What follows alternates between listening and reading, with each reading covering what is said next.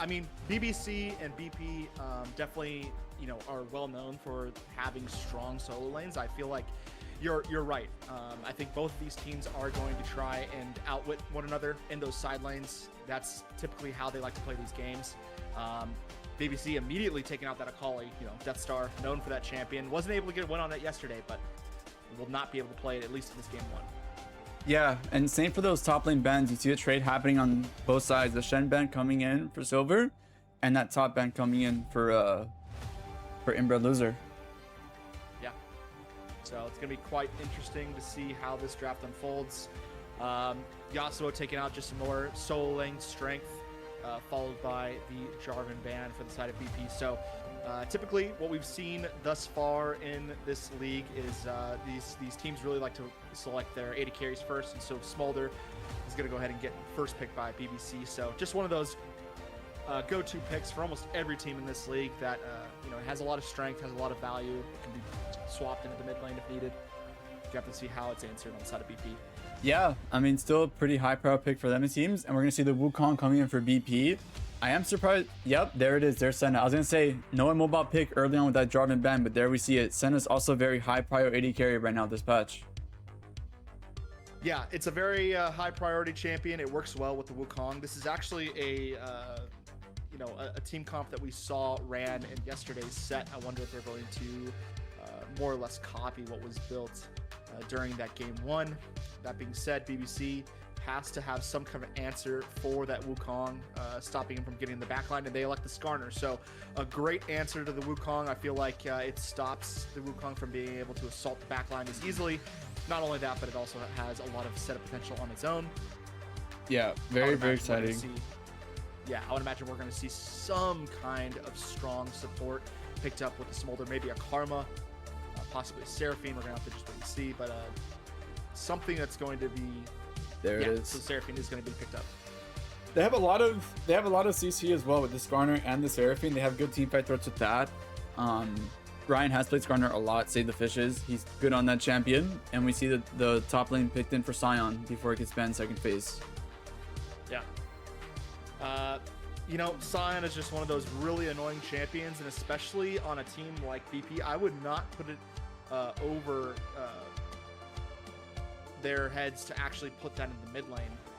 It's really strong into a lot of the mid laners in the current patch, just by virtue of the fact that you really can't kill it. You get one item on this champion, it feels almost unkillable to any mage. You really need more sustained damage to be able to do anything against this champion. And that does unlock their ability to counterpick in the top lane if they want to. I think it'll go top. I think it's a good pick for silver, and I think they want Death Star on a very aggressive, good mid lane champion. I think we'll see support pick here on 4 and then counter pick mid on 5. Yeah, you want to give as much power to Death Star as you can. That's very true. The Rakan picked as an answer into the Seraphine and Skarner for backing up the Senna. I don't know if I'm necessarily a big fan of Rakan into this bot lane. I feel like he might get a little bullied out by the Smolder Seraphine, but does have a lot of mobility, does have the ability to dodge a lot of those skill shots and not take as much damage as you would anticipate in that matchup. And the setup is really good with the Wukong, so. Yeah, I mean, they do have setup. You have 2 scaling lanes both sides, but I mean, Rakan is the lane with the setup when it comes to those 2. You are going to need this Wukong to give a little bit of assistance and a bit more damage, especially in that early game, since you have a Senna. So I look forward to see how they punish that or how they play that lane. Yeah, no, I definitely think that the bot lane is going to be a big factor in this game.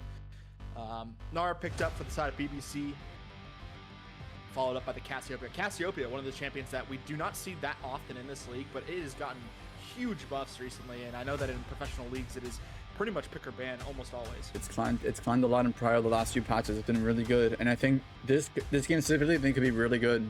You have a Sion, a Senna you can try and kite around. You just have to watch out for that Rakan Wukong engage, but I think that grounding tool can really help her on her W. Yeah, it can. Syndra is an answer to Cassiopeia. I am not a big fan. Oh, there it is. Orianna. The Orianna. I mean, it makes sense, right? Pairing it with the Rakan, with the Wukong. All right, and we are in. Welcome to Summoner's Rift. Just confirming on my end, there might be only a slight delay, so we might want to do a manual pause to get that delay just a little bit longer on the stream. Minions have spawned. Oh.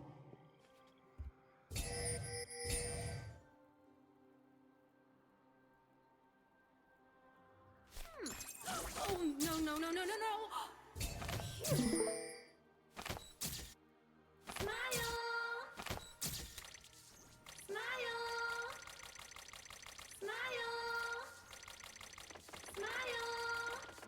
All right. Perfect. So this bot lane is going to be a pretty much standard par for the course. I don't expect there to be too much going on.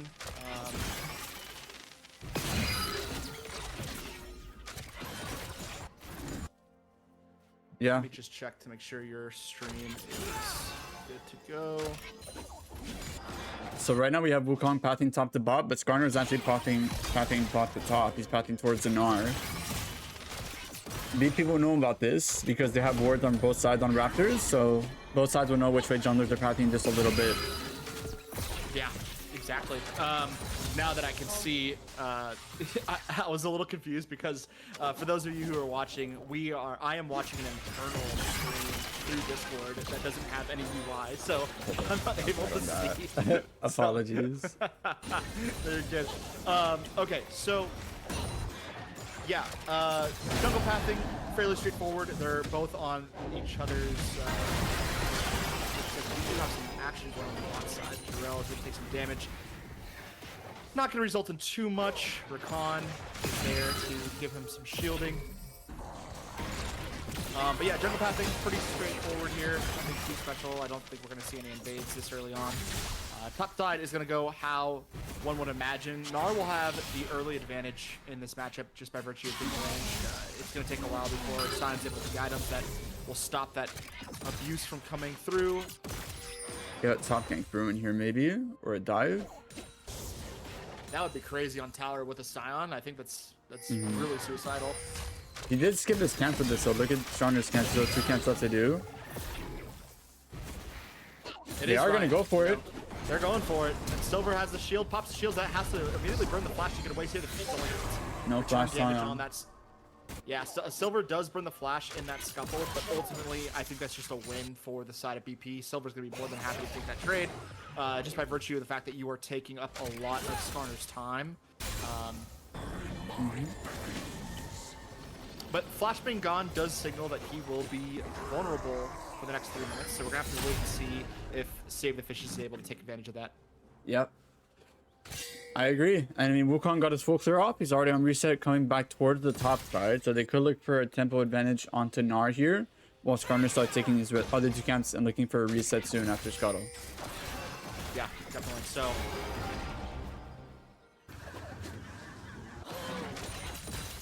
as this game goes on, I think that the lane states are going to become more clear. We're going to actually see who starts to win these solo lanes harder.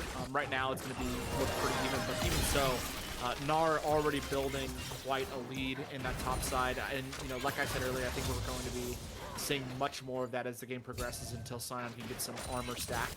The mid lane is pretty even, and that's what you want to see against a player like Death Star. Seafill, definitely no slouch in their own right, but Death Star is one of the scarier, more skilled mid laners in the league. Is going to spot out that ward by Raptors, though. Yeah, also, I believe that we might want to have the stream a little bit zoomed out to do that. Do you know the keybind for that? No, I don't. It's going to be, it's Control-Shift-Z, and then you scroll out. Perfect, thank you. Huge. There's a bit of a scuffle here bot side.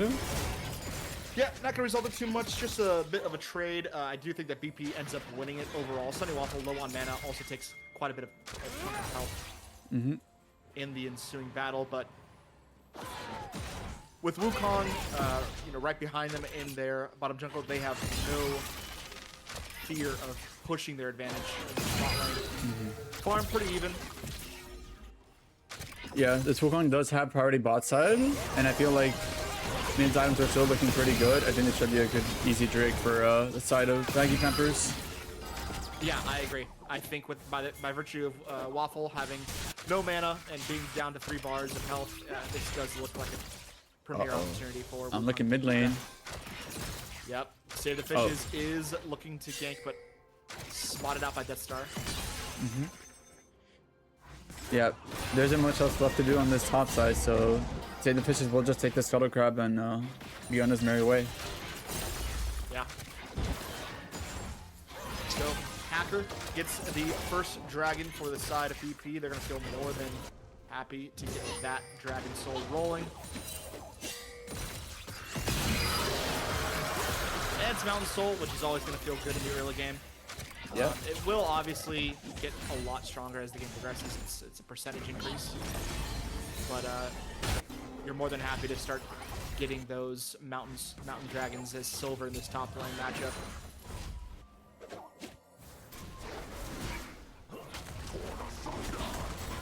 Wukong is looking for a battle in the jungle, but he is taking a lot of damage. He misses it. He didn't get it, and now he's going to die over to Save the Fishes' first blood, going over to the Scorpion. And now Save the Fishes is going to go ahead and just take what he pleases from this red side jungle. Yep. That's actually pretty big for the side of BBC. Skarner gets access to that Krug as well, that Krug camp, and they have Raptors pink warded. Yeah, I'm not sure. I wasn't watching too closely. I was kind of focused on that bot lane scuffle, but it looks like Save the Fishes was just able to kind of sneak his way in while Wukong was heading up to the red buff. And I don't know if Hacker thought that he would win that fight, but Save the Fishes looked really clean, and it looked like he kind of just blew him up. I think he hit 6 off the red buff, which really gave him a strong advantage. Yeah, it did give him 6. That was pretty clutch. We got the flash on Wukong as well. Pretty happy with that for BBC. BBC are going to be stoked with how that play ended up. Save the Fishes is one of their strongest players. They like to play through his tempo a lot of the time, and so when Ryan is on his best behavior, they're feeling really good about it. Not to mention that Save the Fishes is kind of like known for this champion, right? I feel like he's got a 100% win rate on this Skarner. I could be wrong on that. He does play it a bit, yeah. He does have the Skarner in his pocket. Yeah, it's just one of those champions that he's really comfortable on. He invades on it a lot. He knows how to set up ganks, and we've already seen him set up 2 or 3 ganks already. We're gonna have another fight brewing here for Void Grubs in just a second. Orianna is heading over to assist Wukong. Ooh, solo kill. Yeah. On their ult again. Wow. Big early game for BBC. Yeah, BBC is going to end up going up 3-0. They do lose the first dragon, but they're going to replace that with the Void Grubs, so they're feeling more than happy with how this early game ended up. Void Grubs is one of those... Yeah. Void Grubs is one of those objectives that has become a lot stronger in recent memory. And it's actually interesting because they got 2 of those. BBC actually got 2 of those grubs. Even though BP had a lot of time to get started on those, they were able to snag 2 of those away. Yeah. Interesting. Okay, I actually thought they managed to steal all 3. I didn't know that BP actually ended up getting more. So that is good. They are looking for a Raptor invade here. You have 3. Yeah, Hacker is looking to see what they can do with Seafill. He's going to immediately jump in and ult to get Seafill up into the air. Tries to follow up. This could be a big turn. Yep, Save the Fishes is in. He's able to slam Wukong into the wall, but I have no fear. Smolder is here. Chicken Tucky is here. He's going to start doing damage over the wall, but he has to run all the way around to actually assist Save the Fishes. But it's not going to matter, right? Ryan is able to run down Hacker and gets the kill. Death Star is going to die shortly thereafter. Gets stunned, and he's going to take the tower shot, which is going to make him fall, giving Ryan the double kill. Save the Fishes on a tear with this champion, and that should result in the... Oh, nope. The Dragon is not up for another minute. I misspoke. But, yeah, an excellent play. Really an excellent counterplay by BBC. Seafill starting that up excellently there, getting the double stun when she only had like 1 bar of health left is really impressive. Yeah, that was a great turn by BBC. BBC actually had bot priority, so when that fight started, Cassio used her ult to stall, you had Skarner coming in on the flank from top side, and you had Smolder Seraphine rotating in from bot. So BB got themselves caught, and they ended up losing 2, and Rakan flashed for it, and there's another flash. Yeah, Jarell Reborn has to flash away to evade the Skarner ultimate. That's going to be more than worth it. If you're on the side of BBC, I would imagine that Ryan is going to make his way back to this lane. Something else worth noting that the Senna actually took cleanse and flash, even though you can't cleanse Skarner ult, so it's going to be pretty hard to, you know, get 1 cleanse into all of these CCs, but we'll have to see how they use it. Definitely. You know, as good as BBC has been playing this early game, I do want to highlight some strengths that have been amounting for the side of BP. Their mid lane is ahead in farm and does have a slight gold lead. Same thing with their bot lane. I feel like in this game specifically, you would much rather have the Smolder in this matchup, but Jarell Reborn, despite the early skirmishes, is still winning that matchup. Yeah, I mean, you do have the finished Ludens on Orianna right now. Item-wise, her and the Skarner are the strongest people on the map, so it'll be interesting to see how they play this fight. Yeah, we do have a bit of a scuff going on the top side. Not too sure if it's going to result in much of anything. Meanwhile, in the bot lane, Ryan is already on the dragon. Let's see if he Secures the dragon. But Hacker is in the back line, gets a 3-man knockup into a double 3-man knockup. Let's see if they can make anything of it. They're starting back up, and they immediately turn the kill back onto him. Say the fish is still in the back line for the side of BP, and does a ton of damage. They're going to be forced to get out of there. Death Star trying to stick around and see what he can do. Kentucky does get stunned up by Jarell, and immediately Death Star follows it up with a quick kill. 6-2 at the end of the day, but I think you would much rather take the dragon in that scenario and prevent the dragon stacking. That was a big fight. Yeah, sorry, go ahead. No, it does end up being a 1-for-1. It was a good fight, but I think at the end of the day, the advantage does end up going over to the side of BBC, just by virtue of the fact that they were able to kill Hacker. I think you'd much rather get a jungler kill. I mean, about your support dying. That was a huge fight. I mean, Skarner was able to tank so much damage on that backline of the fight while securing Dragon as well. And BBC didn't use any flashes on that fight. They kept all their flashes. And on the side of BP, the Scion lost his flash in that little top scuffle, so he couldn't help him rotate to his team. Yeah, exactly. Scion being preoccupied meant that, you know, BP had a much easier time kind of turning the fight around.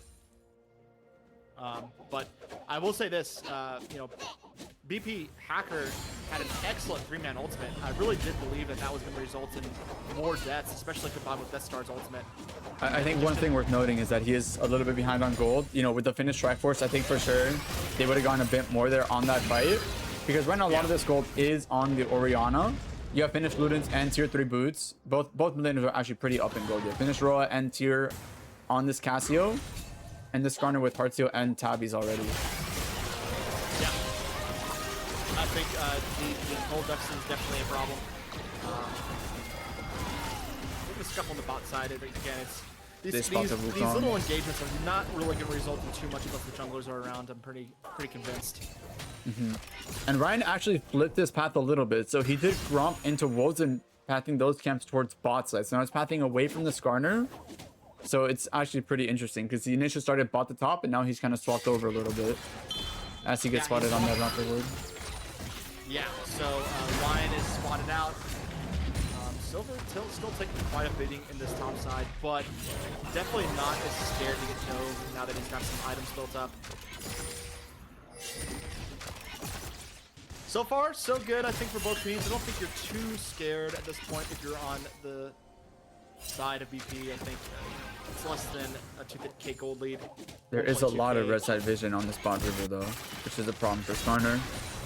Yeah, Skarner's got a hard time kind of getting into those nooks and crannies that Skarner players like to get into, so you can get those behind this or behind the enemy lines ganks.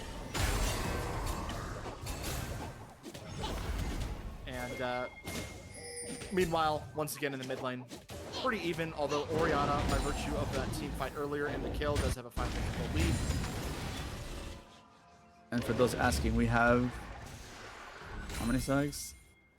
We have 32 stacks on Senna and 110 on Smolder. and counting. Yeah, I think that that's a little low for Senna, but that's okay. There's not really much opportunity to get those stacks, especially against two kind of longer range champions.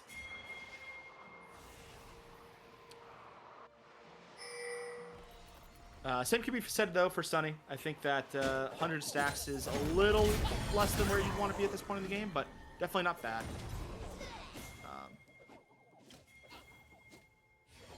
Trying to think if there is any variations in these builds, but pretty straightforward and standard. Late game, I do worry a little bit about damage output for the side of BP. Yeah, and it's kind of what we talked about in draft. If this Wukong's able to really get a lead and get his damage out of, get his spikes going, it's going to be hard for him to find damage before the Senna can come online truly. Yeah. I think we're going to see a pretty slow game, except for when objectives are at play. So, that being said, the Herald is going to fall and go over to the side of BBC. Good on Sunny Waffle to know to play back a little bit because his team is on that top side getting the Rift Herald, so he plays back, hugs between towers until he knows it's safe to walk up. Yeah, I agree. Ryan's making his way to the mid lane just to make sure that Death Star knows, hey, I'm around. Don't be messing with Seafill. As we do have our third dragon spawning in on the map. DPC is going to use the Ritual for priority mid. That is going to get them a few plates. Yeah, and Ember Loser's taking up Sion's time, but Sion's going to ult to try to get out of there, but he's a little bit low on health. Yeah, he's gonna. Oh, he's gonna have to flash out so he doesn't get grabbed by Ryan, which is good. But also doesn't even matter. Ryan flashes forward, gets the double knock, the double stun, followed up by Hacker actually. There's the ultis. Can they finish? Yeah, gets a triple knockup shutdown onto Ryan, and Seafill doing a lot of damage over the course of that fight. They're able to take out the jungler for the side of BP, and this might result in a dragon take. For Baggy Pampers, we have to wait and see how they navigate around this fight. Death Star has the tools to be able to prevent them from actually getting to them through that corridor, but he's just letting them walk forward. Sunny Waffle is going to have to try to follow up Ember Loser, who flashes forward with the stun. The ultimate comes over the top and hits 3 members on the side of BP. Let's see what they can do. Seafill's had to back up to you gotta play for the smolder. That's cleanse gone on Senna. Yep, Sunny Waffle is trying to pop off, gets knocked up by Baby Jock, and see if they can return anything onto the smolder, but they're gonna have to be fighting over the dragon in turn, and so at the end of the day, BP decides to back off and is going to give the dragon over to BBC anyways. Wow. So despite not having the jungler, BBC is able to take the second dragon. Wow, and you can feel this tempo from BBC. Even though they got the shutdown onto that smolder and they had what looked like a winning fight, BBC's able to hold on and stall just enough for the smolder to do his damage, but also for Save the Fishes to come back and help him get that dragon. Yeah. Yeah, the tempo is everything. I feel like, you know, BBC is one of those teams where even when they're behind, even when they only have 2 or 3 members, they just understand how to navigate fights so well. They can play their advantages, you know, incredibly efficiently. And despite Save the Fishes falling earlier in that team fight, they just still knew that they had the tools. They had the, you know, the balls that it takes for Sunny Waffle to get up in there. Yeah, I mean, it wasn't like Ryan died for free either. They had to use a lot to get that Skarner down. They used Orianna ulti, they used Wukong ult, and the Rakan ulti. So they have to decide, you know, do we want to focus these beefier frontline targets with our important spells? Or are we going to try and maybe play for their backline a little more and have to pick our fights? Yeah. Something that I feel like is, you know, a little bit underrated is just how much damage Inbred Loser did to Silver before that fight. It really prevented the Scion from being extremely healthy. And, you know, now they didn't really have this huge tanky beefcake in the front line, especially after he got grabbed by the Skarner. Yeah. Skarner, speaking of Skarner, he's up here trying to get something onto Silver. It seems the so Skarner ult. Yeah, the ult to actually cancel out the stun. And you see Immune in that ultimate. He's actually unstoppable, which goes to knock up Ryan. Let's see if Ryan can actually get out of this. Hacker's here. He just walks it off. Save the Fishes has a lot of health. I mean, it's what we talked about. That Wukong is just, he's very behind. So he does have his finished Triforce, but we're 20 minutes into the game. So at that point, especially with, you know, plated steel caps, it's not going to be doing that much damage to this Skarner. Yeah, you don't have Black Cleaver, so any champion with armor is just kind of going to scoff at your Trinity Force and the amount of damage that you can put down with it. Yeah, and my eyes right now are looking bot side because this Orianna is very close to her next item, which I'm pretty sure is Shadow Flame. I think she has it in 1 or 2 waves, so I'm wondering if you're going to see a play bot side, maybe on this Cassia to set up an Orianna reset. Yeah. Yeah, I feel like there is, you know, both teams have this setup that is quite straightforward, and I think that the gold lead is not too crazy in either direction. They're really only 300 gold apart from each other right now, so really the only advantage in this game is the fact that BBC does have that top tower down, and they do have both dragons. That does just give, you know, the Gnar a little bit of an easier time to push out that top lane and prevent Silver from being able to assist his team. But other than that, game's pretty much even. And my camera froze. That's okay. Right. It might be a temporary bug with the game. Yep.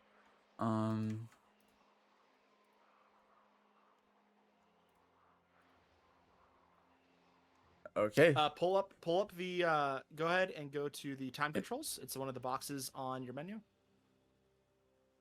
Yeah. Right there. And then play. Okay. Apologies. There you're good. So it looks like we didn't really miss too much. Yep. We just. No one's died.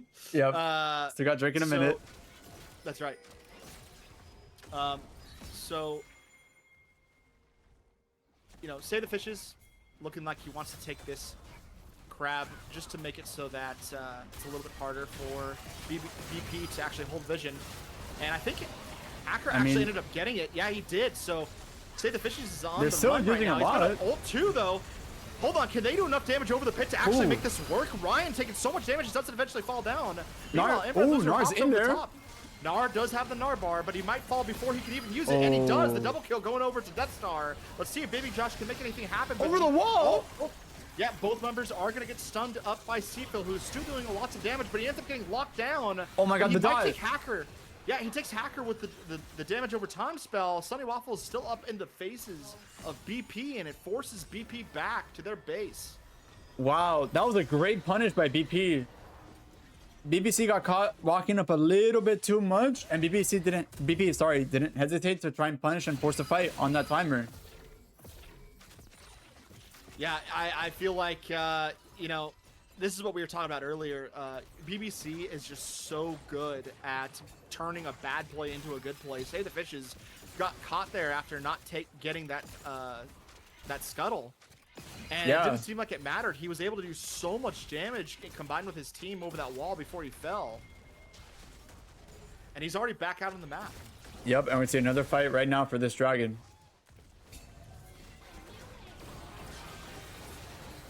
Looking like they want to do some kind of poke onto Silver. Meanwhile, Ryan is gatekeeping the top entrance into the river on that bottom side of jungle. Wards are set and cleared by BBC, so they have all the vision control. This should be their dragon to take. BP does have an entrance through the bot side. Yeah, they can walk into the river right here. What he can do through that bot side. He's going to look and see if he can get some kind of flank, but he gets locked down by Seafill. Meanwhile, BBC does end up securing that Drake, and now Baby Josh is trying to keep Inbred Loser from diving in the back line, but it's too late. Hacker has to ultimate to keep them off of the carries, but Inbred Loser is just doing, or Save the Fishes rather, is just doing too much. Silver is going to fall here shortly thereafter. Death Star trying to do what he can to do some damage over the wall, but it's not going to matter. Silver is going to eventually fall here by Sunny Waffle. Connor's got that 225. Yep, they're going to be chasing down Death Star, and they eventually do get him as well. So at the end of the day, BBC definitely comes out ahead in that team fight. Wow. What a well-played fight. I mean, you got the Smolder scaled up. He's fully online. 260 sacks. Senna's at 66. Very well played by BBC.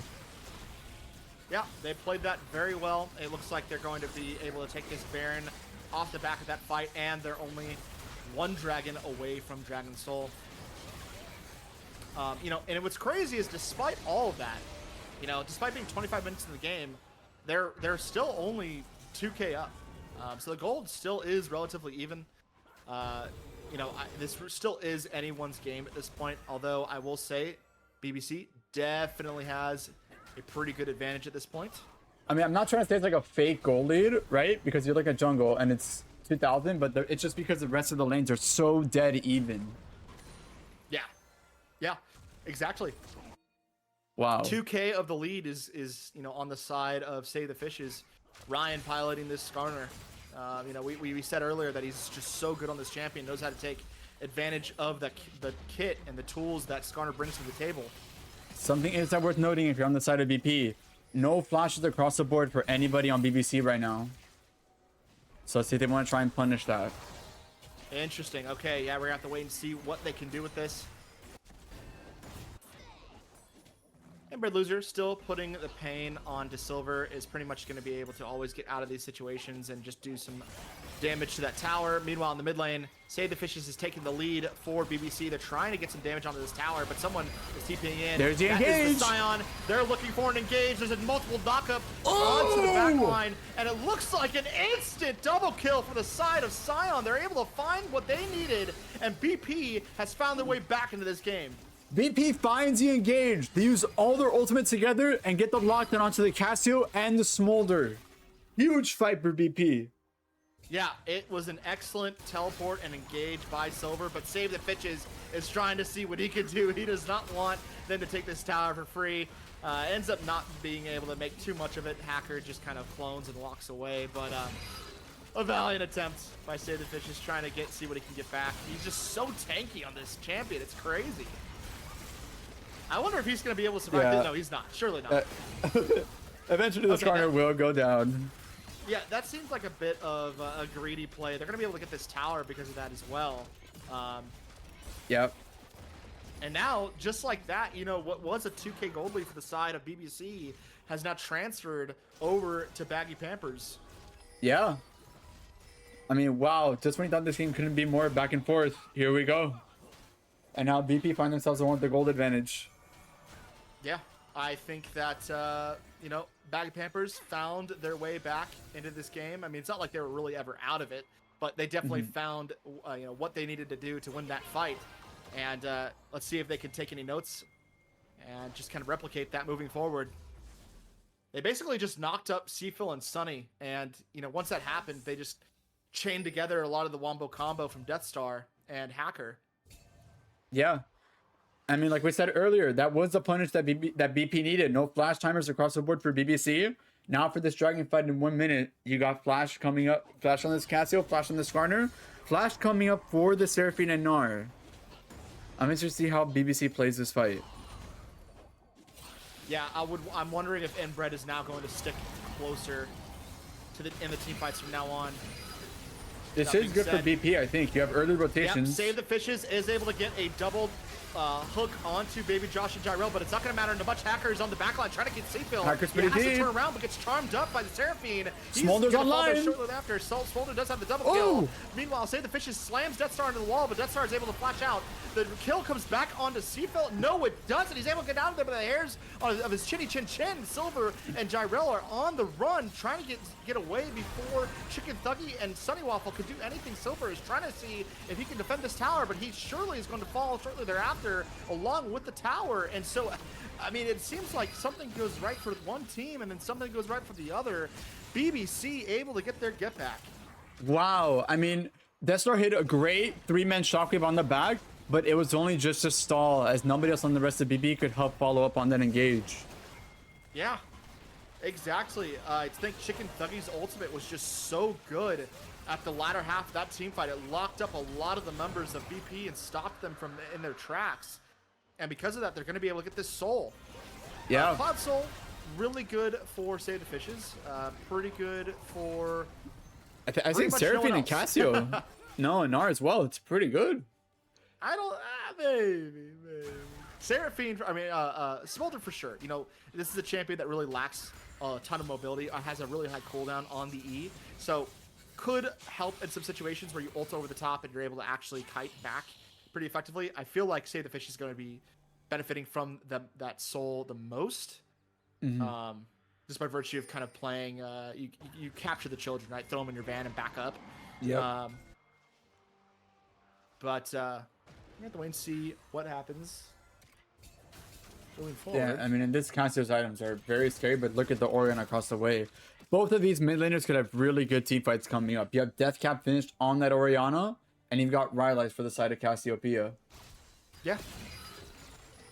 Huge items built for the side, or for both teams. Cassiopeia definitely going to be feeling very strong moving forward, although... Smolder just finished that Endless Hunger as well. Yep, that's true. Oriana does have the items needed to absolutely blow up someone, though, with a full combo. This is I want to see if they can actually get a nice Wukong Oriana combo onto the back line. We're going to have to wait and see if this happens later in the game. They do have Sion looming on that flank. Yep, Sion is around the top side, but he is going to be spotted immediately if he walks out, and he already is. There's already a pink in that bush. Meanwhile, Save the Fishes trying to see what he can do. AP's got to look for this Smolder. Yep, Hacker is going to drop the clone to get out of there and take no more damage. So they're looking really like they want to contest over this Baron. If you're BBC, I think you want to fight right now. You have all 3 ways pushing. This is good conditions. Definitely, and I think that yep, they're going to force out the elephant on Silver. Here's a Rakan engage Baby over the Josh wall. is in the back line. He's going to eventually knock up multiple members Wukong's one on shot. the side. Yep, and they're going to keep going. BP looking like they are winning, or sorry, BBC rather, looking like they are winning this fight. Silver forced to back off and play goalie or goalkeeper for the side of BP. They end up getting the kill onto Hacker. That signals that they are going to be heading over to this Baron. Yeah, I mean, and look at the minimap, right? If you're BBC, you've got bot wave pushing, you got mid wave pushing, and top wave pushed in under that tower. These are great prior conditions for you guys to look for fights. And BBC took that chance. They took the chance, but Death Star looks like he wants them to contest this call. The call has been made. They are going to try and push BP off of this Baron. Let's This see is what they can do. 4v5. Jyrel is doing some damage. Save the Fishes gets locked onto Jyrel and does end up stunning him, forcing the flash out. Meanwhile, he turns back onto Silver, but he's taking a lot of damage himself. Silver, in retaliation, is going to ult into absolutely nothing. Oh, he got Death Star! Death Star does get grabbed, but is going to have to flash out, and now it's still, no members have still fallen. Finally, Sunny Waffle gets the kill onto Jyrel Reborn, and that definitely is going to result in the Baron take. Wow, what a fight. What a snipe by Save the Fishes to get the Oriana. Insane play to get her flash. Amazing job across the board. This Smolder's at 373 sacks. No problem. Hacker is trying to see what he can do, but it looks like Inbred Loser's just going to chase him down, prevent him from actually jumping over that wall. We're going to have to wait and see if he actually even gets a chance to contest this, and he doesn't. This is going to be a Baron for BBC.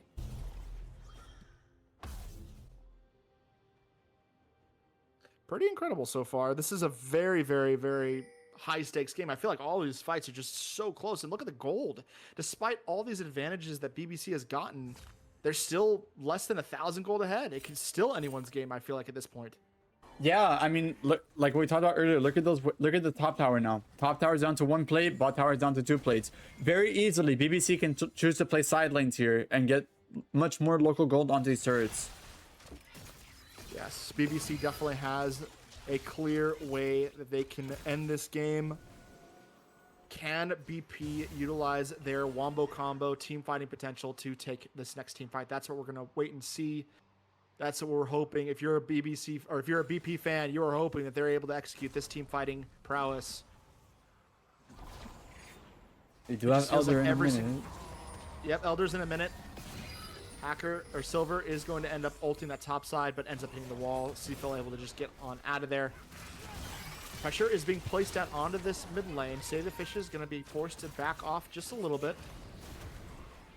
All 5 members of BP are here and are ready to fight.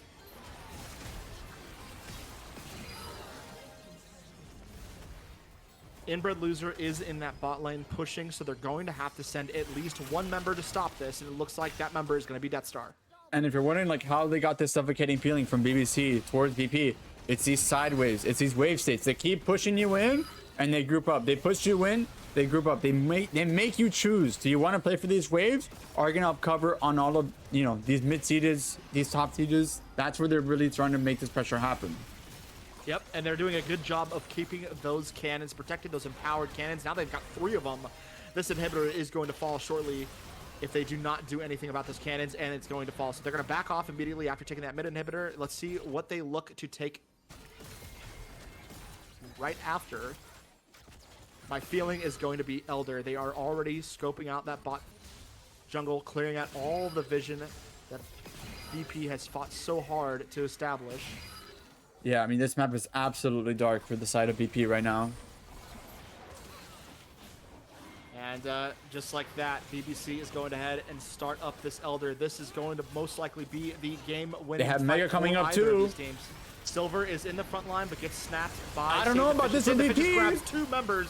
Baby Josh gets charmed and stunned up, but it doesn't look like he's going to be able to fall. He's going to be able to ult onto the backline and stop him from Loser from doing what he wants to do. Save the Fishes now turns his sights towards Death Star. Meanwhile, Silver on the backline ends up killing him, but Loser and has have to retreat on his own. Save the Fishes is still looking for more targets. Sunny Waffles gets the kill onto Silver and is looking for more kills. T-Phil, meanwhile, is chasing down Hacker. It's an absolute disaster from the side of BP. BBC running them down, and they are looking to take this game 1 of this series. Wow, I mean, what a W by Seafill onto that brush from the Wukong. Seafill W'd in place, and Wukong that's right onto it, and he's forced to flash away and dies anyway. Yeah, forced to flash onto it, ends up dying anyway. They are going to be able to take this game 1 away from BP, denying them their easy first game win, and this is going to look like an actual challenge for BP as we move on to game 2. As we instantly see the Darius band out for BBC, and BBC responds with the Shen ban. Yeah, so Shen ban followed by the Darius ban. Pretty straightforward. These are the same bans as last game. I would imagine we're still going to see an Akali ban on the side of BBC just to keep that star pinned down onto champions that they're not too afraid of, right? It's just going to result, or is going to just pick those control mages. And with Orianna already off the board, they're probably feeling a little bit safer for some of that team fight setup. Yeah, I mean, same bans across the board. Ziggs taken out for BBC, but Akali for Death Star also being taken away. Yeah, so a lot of lane prowess taken away for the side of BBC. The Mundo ban, not wanting to see Inbred Loser on that champion. I think it's also for individual and Save the Fishes as well. That's true. That is a very good point. Ryan, I think, has played that champion in the jungle quite a few times in this league. Yanara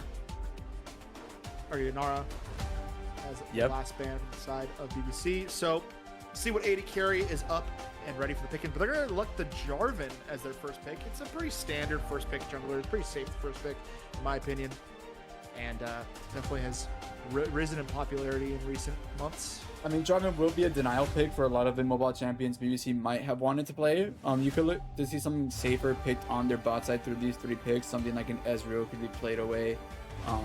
Poppy could be available. It could be a good pick into that J4 as well. Yeah, the Corki pick, I like it in the Jarvan. You do have the escape, the ability to actually get out of the Cataclysm. The only problem is that the ability, similar to Smolder, has a pretty high cooldown. So you're going to have to use that very wisely in these team fights. So if BP elects anything other than the Jarvan in terms of lockdown, the Corki W is really not going to matter too much. I wonder if they're going to pair this with some kind of oppressive support, such as the Nami or the Karma, which are still available. The Graves picked up for BBC. Interesting. I mean, BP has a few options here. They could look for a bot lane combo right here. You could look at a Lucian Melio.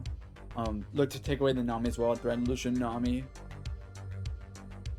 Yeah, they could definitely look to threaten with other picks. I feel like the last time I saw Ryan on Graves, he actually lost on the champion. I could be wrong. But the Jinx picked up as an answer into the Corki for the side of BP, and I think this is a good answer. Oh, the Ashe instead. Seraphine's already off the board, so it's quite interesting. I wonder what they're going to pair with it. Ashe Braum. It makes total sense, right? You're blocking a lot of the poke and damage from both Graves and Corki, and they've already signaled that's kind of like their damage core, right? So I think it's a really good utility-focused pivot for BP to go to the Ashe. I think it pairs great with this Braum, especially what you're looking at towards this BBC comp.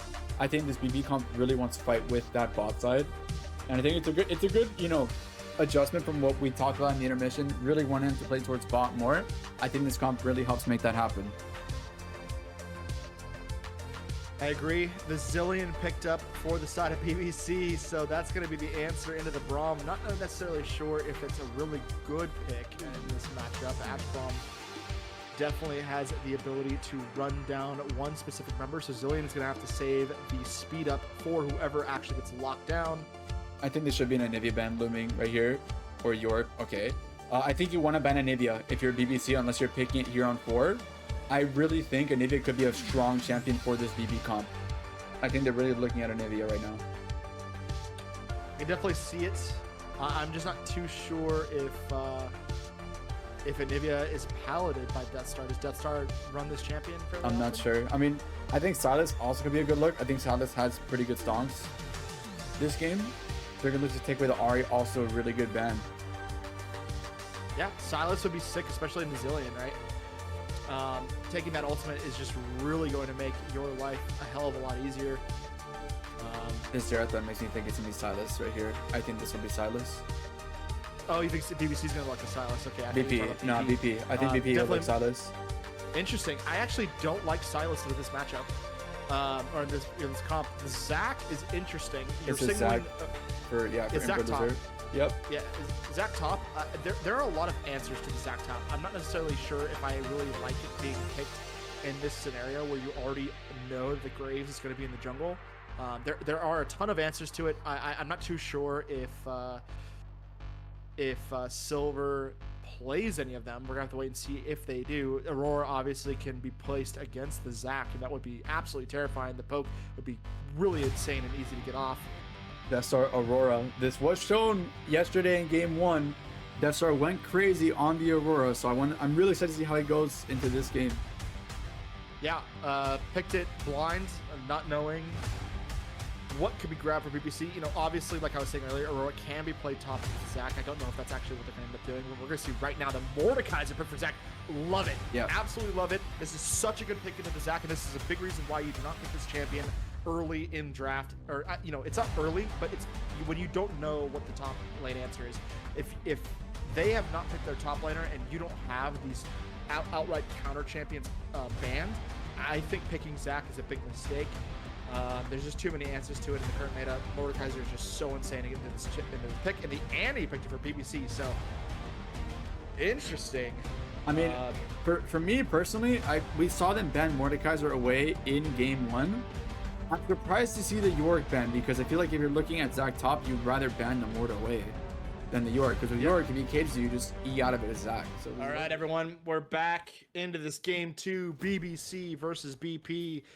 Game 1 was a slugfest back and forth for most of the game, but at the end of the day, BBC pulled out on top. Game 2 looking to be quite interesting. In our humble opinion, we feel like BBC definitely did not draft as strongly as they did in Game 1. We're going to have to see if that actually results in anything. But what, as me and Albie were talking about during the break, we just feel like there is a very hard point. There's a very hard time for Inbred Loser, or Inbred Loser rather, will have a hard time actually engaging with this Zac onto a solid member of BP.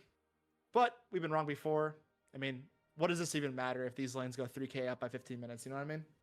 Mm-hmm. And we are going to see Graves pathing top to bot, and Jarvan pathing bot to top. I think Jarvan should path bot here. With the Ash Braum setup, I think it'd be really good to punish this Corki Zillion bot lane. Yeah, I definitely agree. In the meantime, Albert, let's go ahead and zoom the screen out real quick. Perfect. Yeah, I agree. I also think something that we didn't really talk about necessarily is that Deathstar should have a much easier time in this lane versus Seafill in the early game, especially before Seafill has a lot of the burst damage capabilities. But they both took Ignite. That's not something you see too often in League of Legends nowadays. Oh, nice dodge there. Damn.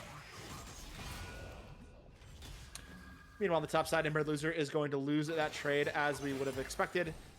Silver is going to have a great time in this lane. Zac literally cannot do anything against Mordekaiser at pretty much any point in the game. And if, in my opinion, if there's ever going to be some kind of conversation about draft blunders later on, it's definitely going to be the Zac pick into the Mordekaiser, or well, it wasn't into the Mordekaiser. It was first, but the Mordekaiser was left up, and so that's just going to create an easy opportunity for Silver to take a winning matchup. So Jarvan Oh, actually mid did. Yeah, go ahead. Go ahead. No, Oh. you first. So Jarvan actually did red into Raptors, into Krugs, into bot gank, but the bush was warded. So he ended up taking a reset and losing a little bit of tempo off of that.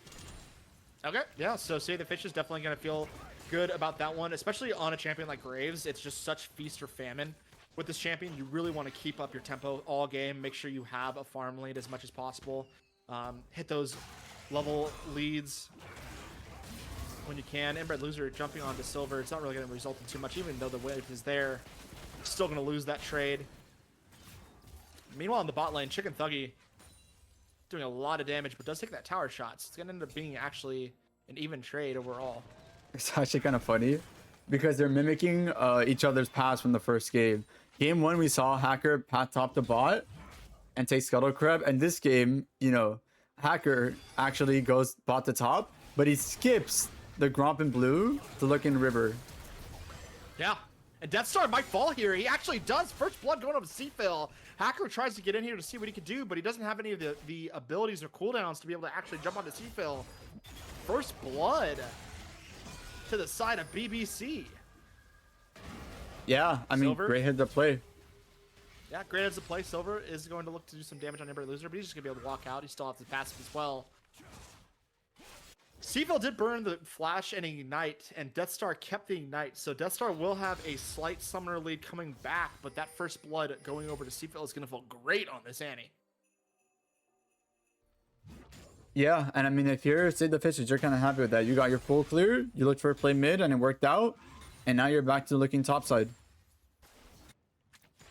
1000% agree. Save the Fishes looking to take these Krugs. Let's see if he turns it into a gank. It's not going to. Silver is going to go back, but let's see. He might be teleporting back in. Might want to keep up the tempo on the top side, which would open the opportunity for Save the Fishes.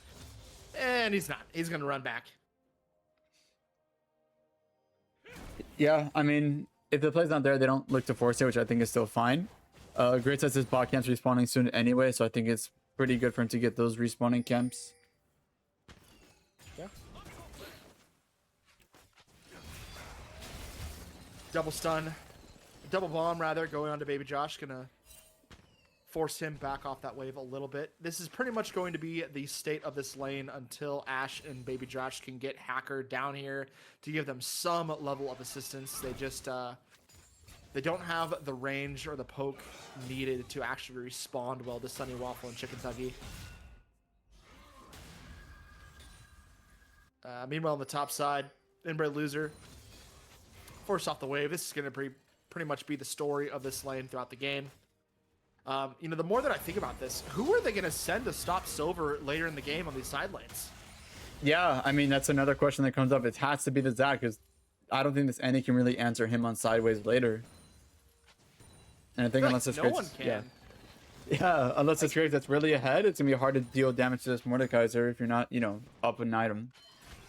Yeah, I feel like Inbred Loser pretty much just has to wave clear whenever the Mordekaiser pushes on the tower, because if he doesn't, Silver can just stand there, hit the tower, doesn't have to worry about anything. But meanwhile, Hacker does a sneaky little kick on the bot side. They're going to end up chasing down Sunny Waffle, and they should be able to get this kill. Give it over to Ashe.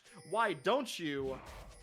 And I'm pretty sure right now the AD carry for the side of... I always forget his name. On the side of BP. Jyrel. Oh, yeah. Jyrel. Streamer mode moment. I do not necessarily think he's running streamer mode. I think this might be a bug of the Is it a client. bug? This does happen Okay. from time to time.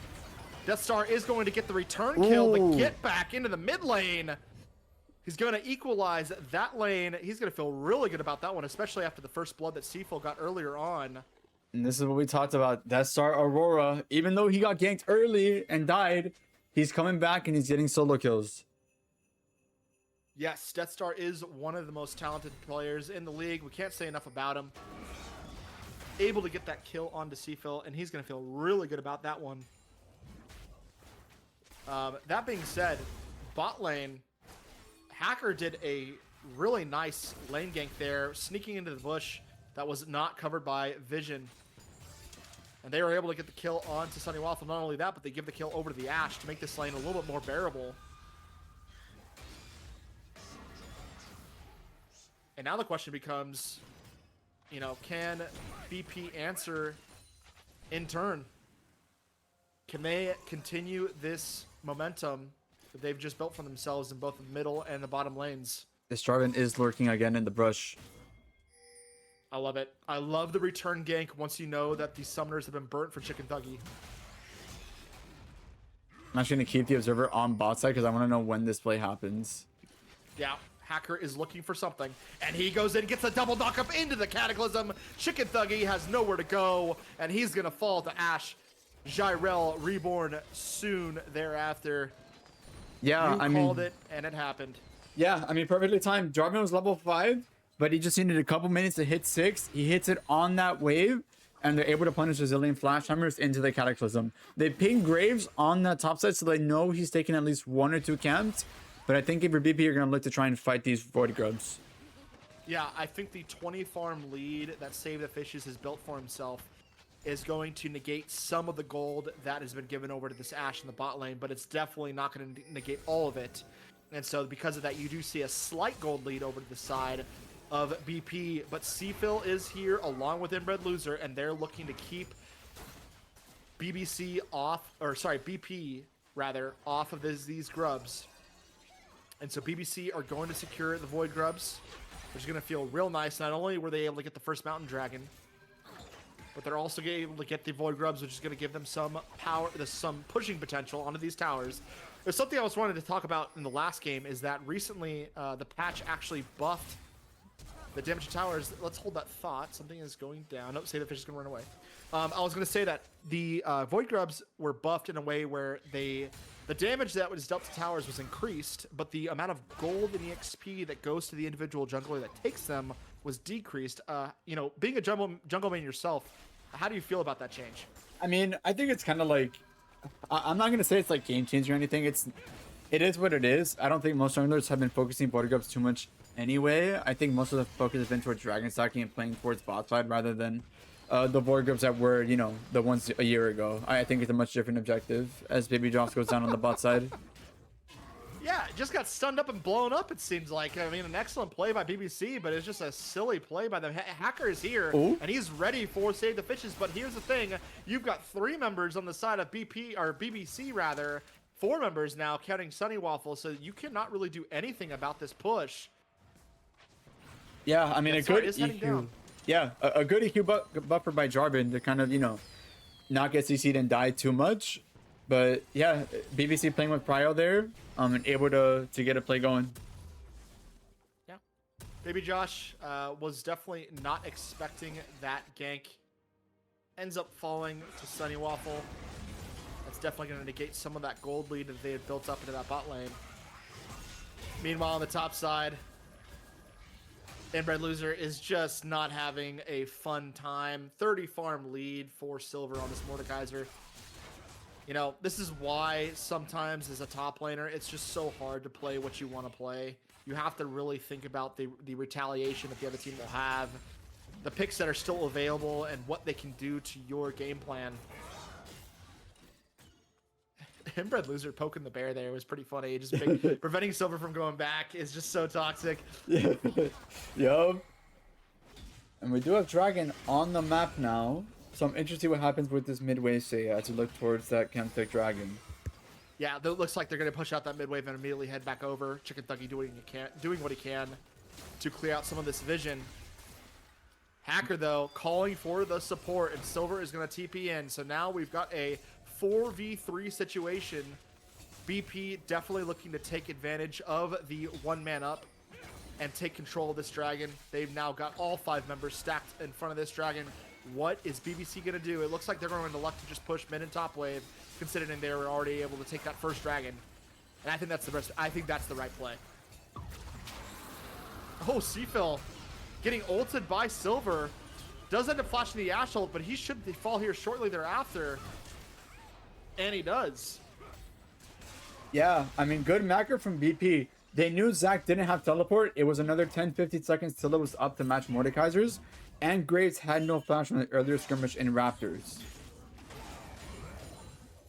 Yeah, a bit of a silly set of events for the side of BBC. I feel like you already committed to giving up the dragon. Why would you even dare show your face after, especially after the dragon is clearly going to be taken? Your jungler has decided, hey, let's give it up.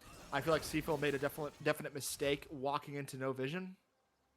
I mean, Yeah. look at it's like a blue Christmas tree in that bottom dragon side. There's no way that you walk into that void and think that you're going to be able to walk out with anything other than a death. Yeah, and I mean, this red side ward is dying in that middle bush. I don't know if they're gonna do another bot king, but it would be pretty good to punish these bot summoners again if they can get those flashers. As they look to just Definitely, take a we'll reset. have to wait and see if it's taken advantage of. Inbred Loser on the top side is going to take so much damage in this trade. Why even bother? Just wave clear and run away. Like, this is so silly. What do you even build here as Inbred? Well, like, how do you even counteract what Silver is trying to do? I mean, he's got the Hollow Radiance, but I just feel like your job's kind of just to be a beef tank in this fight. I don't think you're ever killing this Mordekaiser. Yeah, Hacker trying to do some return damage, but Save the Fishes just Ooh. blows him up. And they're going to be able to walk out with a clear jungle kill.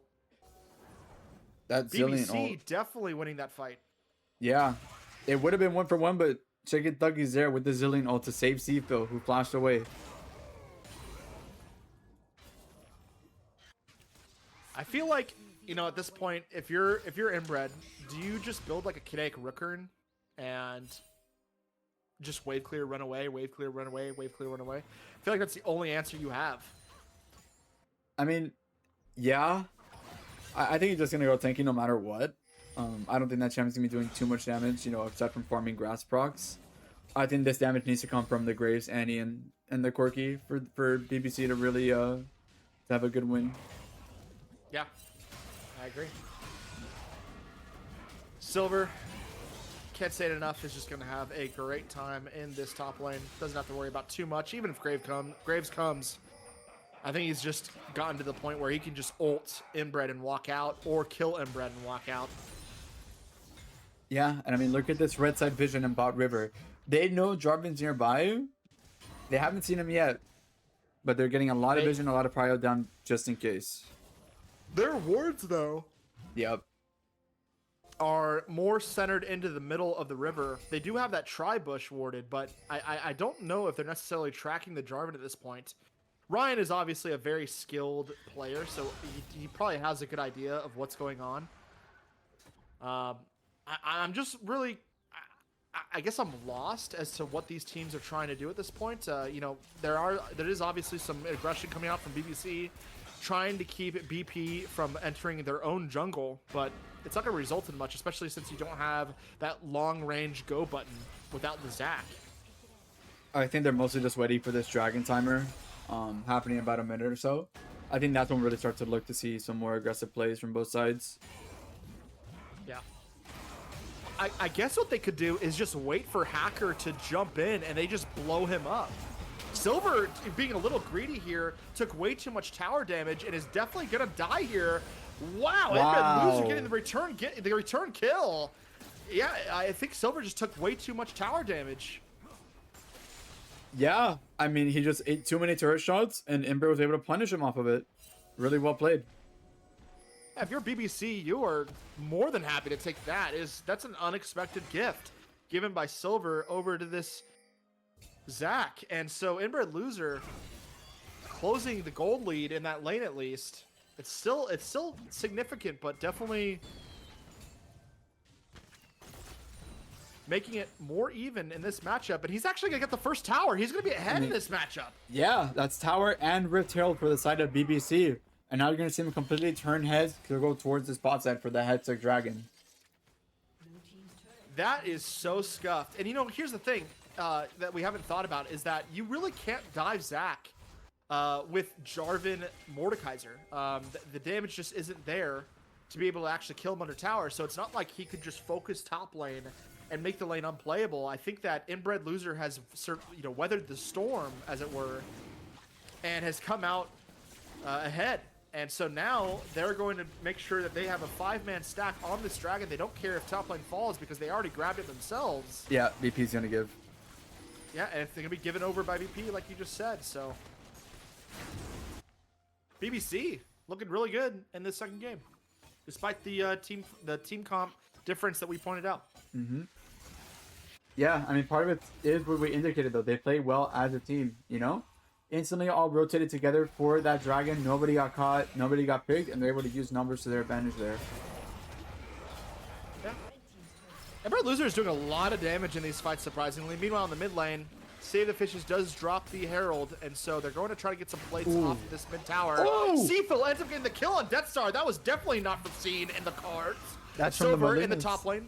Yep, does get the Malignant's kill. Silver in the top lane is trying to do what he can to trigger the passive of the Zac, and he does. If he Qs correctly, he should be able to get the kill. Meanwhile, in the mid lane, Hacker pops the... Oh, does not get the kill because Chicken Thuggy is there, and with the resurrection, Silver is going to eventually get the shutdown. 505 gold over to BBC. And at the end of the day, you're more than happy to take these trades. Damn, BBC, they're showing some lane dominance here. I mean, this Zillion is giving so much denial into these kills. Just when you think somebody's dead, the Zillion's there to press R to speed them up and keep them alive. That's right. Hacker goes in, right? They're trying to do a bunch of bursts. Maybe the Ashe is there with the Ashe ultimate. Save the Fishes just the dunks on Silver, though. Damn. Okay. Sweet. So Save the Fishes is looking pretty good. Once he gets 2 and 3 items, he is going to be a big problem for at least Death Star and Ashe. That being said, Silver doesn't have any defensive items, so he still will do a lot of burst damage to him as well. So I don't think Silver necessarily has a get out of jail free card in this split push matchup that he's worked himself into. I mean, Graves did use a flasher, but now he's up an entire item on this Jarvan. Mordekaiser not yet with the Leandri, so he can't really enter into the Zac too well yet. But this is interesting now. You have jungle mid super ahead for BBC, and we'll see what they do with these leads. Yeah, and that's who you want the leads on, but Seafill is going to eventually get picked off here on the bot lane, or a good flash is going to get him out of the situation. Holy shit. What a play. He's able to dodge out of Baby Josh's knockup and is able to survive himself. Meanwhile, in the mid lane, Ashe might be getting run down by Sunny Waffle to save the Fishes. Nope, not going to be the case. They do end up doing a lot of burst damage, but it's not enough. Death Star looking to see if he can get the kill himself. He does get the shutdown. Damn. Okay, so kills all the way around. There's so much going on. Ashe is trying to get the kill onto Chicken Thuggy, who ults himself to get out of there. Has to burn the flash and does survive. Holy moly, there's so much going on by both teams. And yet, at the end of the day, I feel like BBC is still coming out ahead. Wow, I mean, Death Star Aurora finds another kill onto Seafill. Once this Aurora gets items, it's going to be really hard for this backline to play if they can get the right engages. Yeah, I feel like I did misspoke. You know, BP definitely came out ahead in that one. Death Star getting the kill on the Seafill was huge.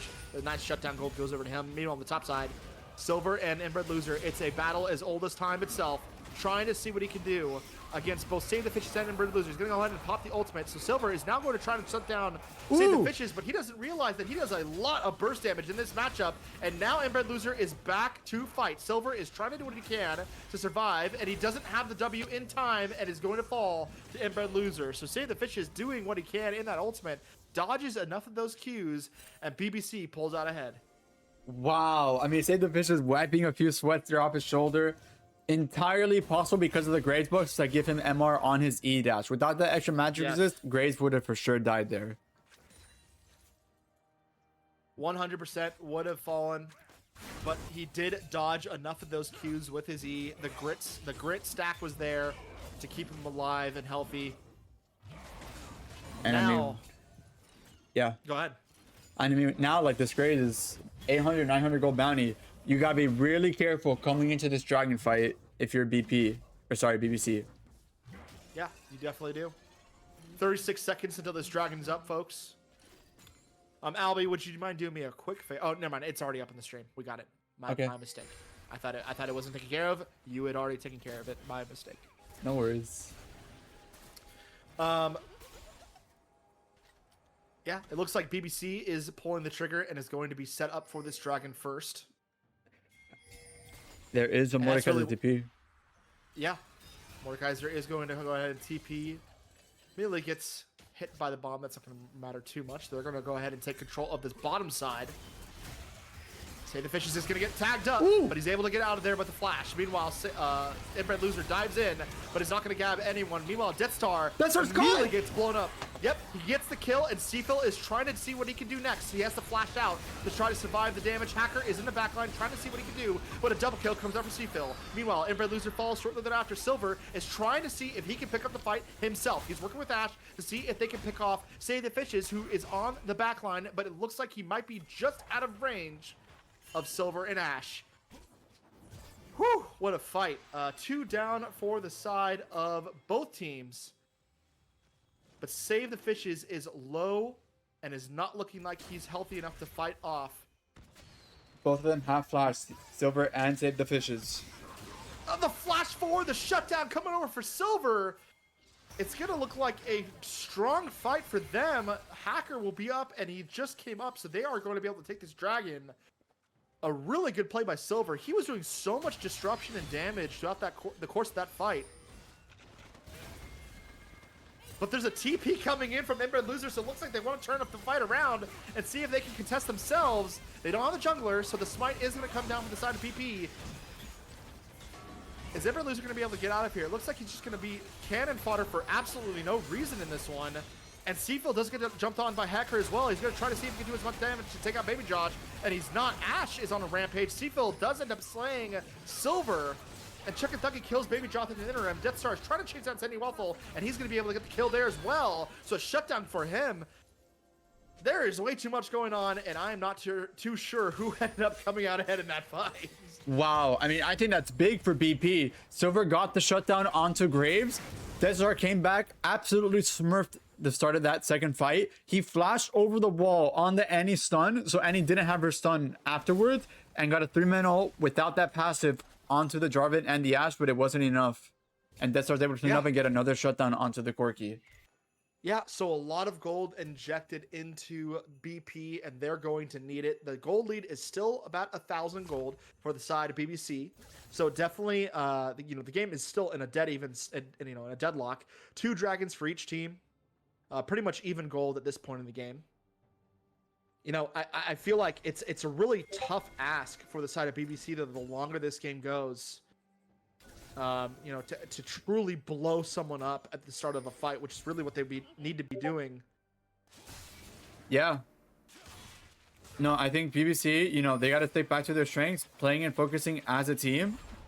I think you really just, you know, use that to their advantage, really play together with this comp that, you know, the Ashe problem, they can be so utility focused. I think they could so easily come out on top of any of these fights. Yeah. Really curious to see how Seafill and Save the Fishes can coordinate their burst damage moving forward. You know, someone we haven't really seen too much of this game is Sunny Waffle. Still trying to achieve that 3rd and 4th item power spike when they really start to come online with Corki. Yeah, I mean, this Ashe is on 3 items. She's got her IE completed. Corki's sitting on Mana Immune and Triforce, but... Seafill looks like he wants to work with the team to try to catch out Silver, but I don't think it's really going to result in too much. A lot of excellent sidesteps by Seafill to avoid retaliation. Meanwhile, on the top side, Inbred Loser going to get jumped on by Hacker, Death Star, and Ashe, and he should be able to fall here, and Ashe is now dominating Jyrel Reborn. Wow, that's absolutely got popping popped. off on this. Yeah, popping off on the Ashe. I don't know if this is something we've talked about, but he is now 6-0-3 on this champion despite these chaotic team fights. Alrighty. BP is doing what they can to push BBC off of this objective. They're trying to see if they can create enough control to take the Baron. Meanwhile, Seafill is going to flash forward, stun, and try to lock up the Ashe. Ooh! Who is eventually going to fall, but Seafill is going to fall in turn. That's a 1-for-1. Both carries dead for both teams. Save the Fishes is looking like he's going to have to flash over the wall, but he's going to end up getting knocked up by both Haker and Baby Josh. And Death Star is there to pick up the kill. No, it goes over to Haker, but he doesn't do the damage. Chicken Thuggy, meanwhile, is going to get locked up by Silver, but ults himself in the interim. So what can he do in this moment? He flashes out, speeds himself up, is just barely able to get out of there. Meanwhile, Sunny Waffle doing what he can do to get Silver and Baby Josh off of his tail. Wow. Damn. I can't believe Chicken Dog. That Star Never is mind. absolutely insane. That Star is so insane for that play. It's in enemy lines, trying to see if he can get out of this situation, but it looks like he might be in for a death. And Inbred Loser is going to end up killing the Star. What is this fiesta that we got going on here? In turn, Inbred Loser is going to fall from the side of BBC, and Hacker is soon there going to follow. Okay, this is way too chaotic. How do you even cast this? I mean, I love it. They're just absolutely fist fighting, going at it. Wow. I feel like BBC, you know, every single time a kill comes through for the side of BP, they answer it in some weird fashion. But BP, for the latter half of this game, has been getting slight advantages in the long-term team fights. So, that being said, Save the Fishes, aka Ryan, has decided to pull the trigger, and they are going to start this Baron. Do they have the damage to be able to burst it down? I don't know if they do. But here's the thing, they've got 4 members, and only 2 members from the side of BP are here to answer. Silver in the fight. He's going to have an ult Seafill to try to do as much as he can to kill Seafill, and he does. So he has the extra damage gained from from Seafill, but he's going to fall there shortly thereafter himself. Ooh. Meanwhile, the rest of the team shows up for the side of BP, and they're going to be able to chase down all of the BBC members, eventually resulting in Ryan's death. A triple kill over to Ash, aka Jyrel Reborn, and they're going to be able to get the Baron themselves. I don't think there was enough damage to the side of BP to actually take that one. Wow. Or sorry, BBC to take that one. Yeah, a bit of a greedy oversave by BBC. Ryan got chunked out by the Baron. Wasn't exactly full HP to start out that fight. And they end up going down. Seafill gets engaged on by the Mordekaiser. Mordekaiser flashed in, but it's just enough. Yeah, and just an excellent play for them. They're going to turn this into a Dragon Take. So, really interesting set of events that have happened so far. I wonder if they're going to be able to turn this into a game-winning push. But BBC finally put on the back foot for the first time this game, it seems, despite the fact that we felt like they had a really, really bad team composition. They've been able to hold on this long, but it really does feel like now they're starting to face the woes of their decisions. Yeah, I mean, this Graves got chunked out, and he's getting engaged on by the Mordekaiser. Where else is your damage? Where's your answer going to come from? That's really what BBC has to figure out. Yeah, it feels like Silver can just walk in, ult whoever he wants, and just kill them. And it's like BBC has no answer to that at all. Quicksilver Sash no longer takes you out of the Mordekaiser ultimate. So it's just that much stronger in the current meta, especially against these immobile champions. Oh, Yep, Ashe forced to flash and barrier. And Seafill doesn't burn flash in turn, so actually an overall win for the side of BBC in that trade. gotta love AD carry. You click forward once and lose your flash and barrier, but everybody else does it and they're chilling. Exactly. Ryan has a Giga flank here on mid wave. I know they're gonna look for a snap play here, a snap engage. I think if you're BC, you definitely want to be looking at Death Star and this Ashe if you want to try and get a winning fight. You have to engage with them and try to burst them down. Yeah, it's really hard to actually pull the trigger and get onto Death Star by virtue of his ultimate. Meanwhile, Ashe has Baby Josh protecting him at all times. But yeah, I agree. That is the ultimate answer. It's going to become a lot harder now that Ashe has the Quicksilver Sash. The turrets are falling for the side of BBC. So BP definitely pulling forward in this game. Let's see if they can actually close out with the advantage they built.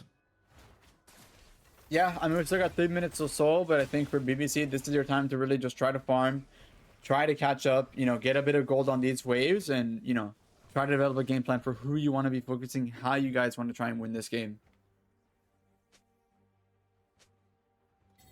All right.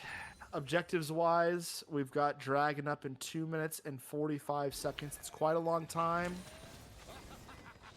But it looks like BP are really trying to push for that Dragon Soul advantage to really be able to close the game out. It will be the Hextech Soul, which is just so strong on both Death Star and Ashe.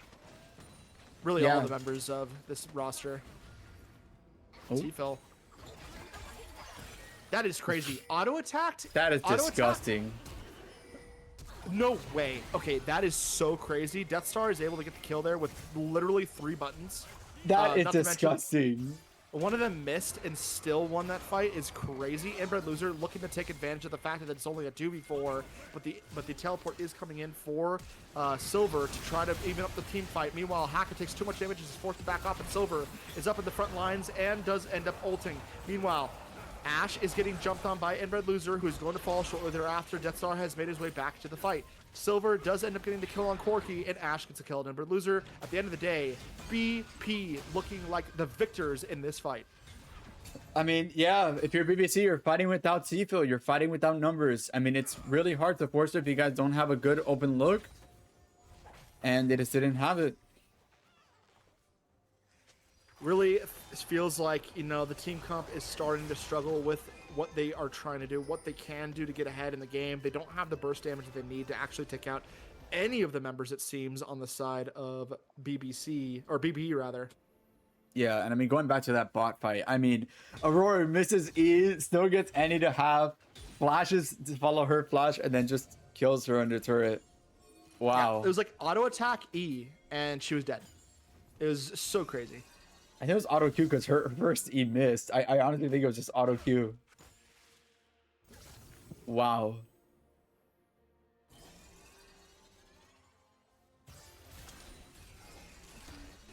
Trying to think, if you are on the side of BBC, what are your comms like? How are you trying to get back in the game? What are you deciding that you need to do in order to actually win some of these fights? I mean, this is the utility that we talked about for BP. I mean, you've got Ash, you've got Braum right there sitting prio on that dragon.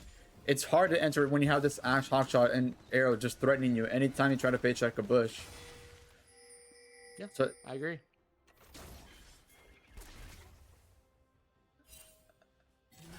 Drake is up in 5. Yeah, curious to see how this Drake fight goes. BBC does have the early jump, and so, or sorry, BP rather has the early jump. Meanwhile, BBC is looking like they want to pull the trigger and just push down mid lane. This might be some kind of a last-ditch effort base race to see if they can get that inhibitor and cause pressure in the mid lane. They do have the Void Grubs. They have the Void Grubs.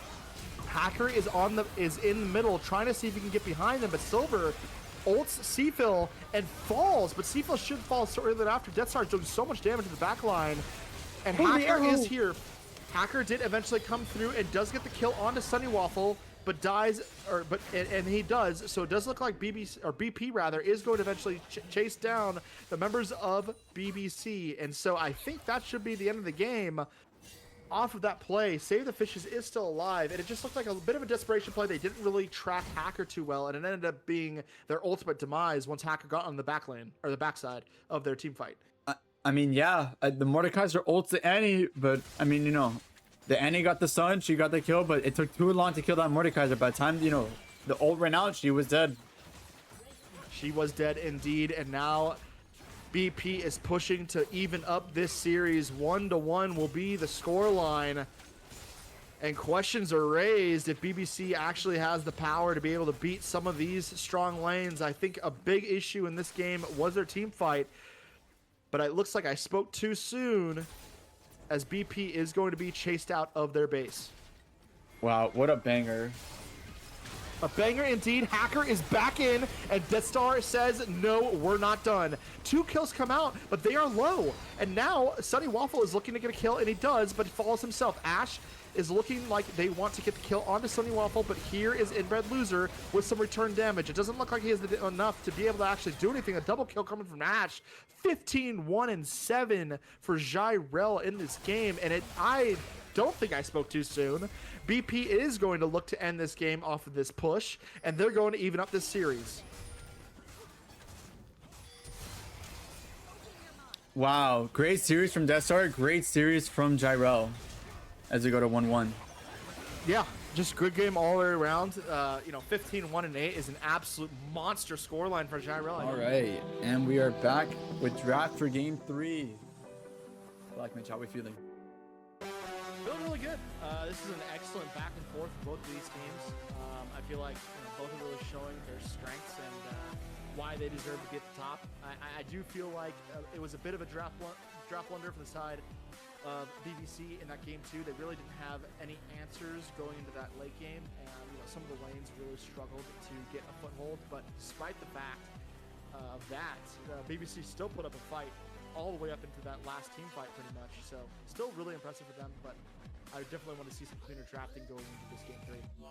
Yeah, and I mean, same bans across the board for both teams, as Nautilus is going to be picked on blue side for BBC. Yeah.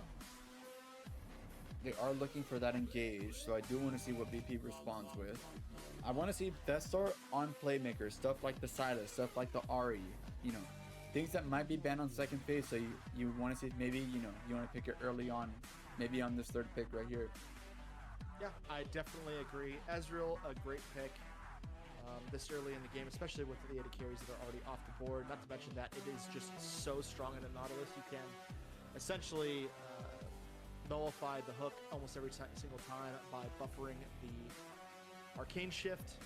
We saw, I believe it was Berserker do it multiple times in the C9 Lion match. I could be wrong with that information, but I'm pretty sure that's how it worked out.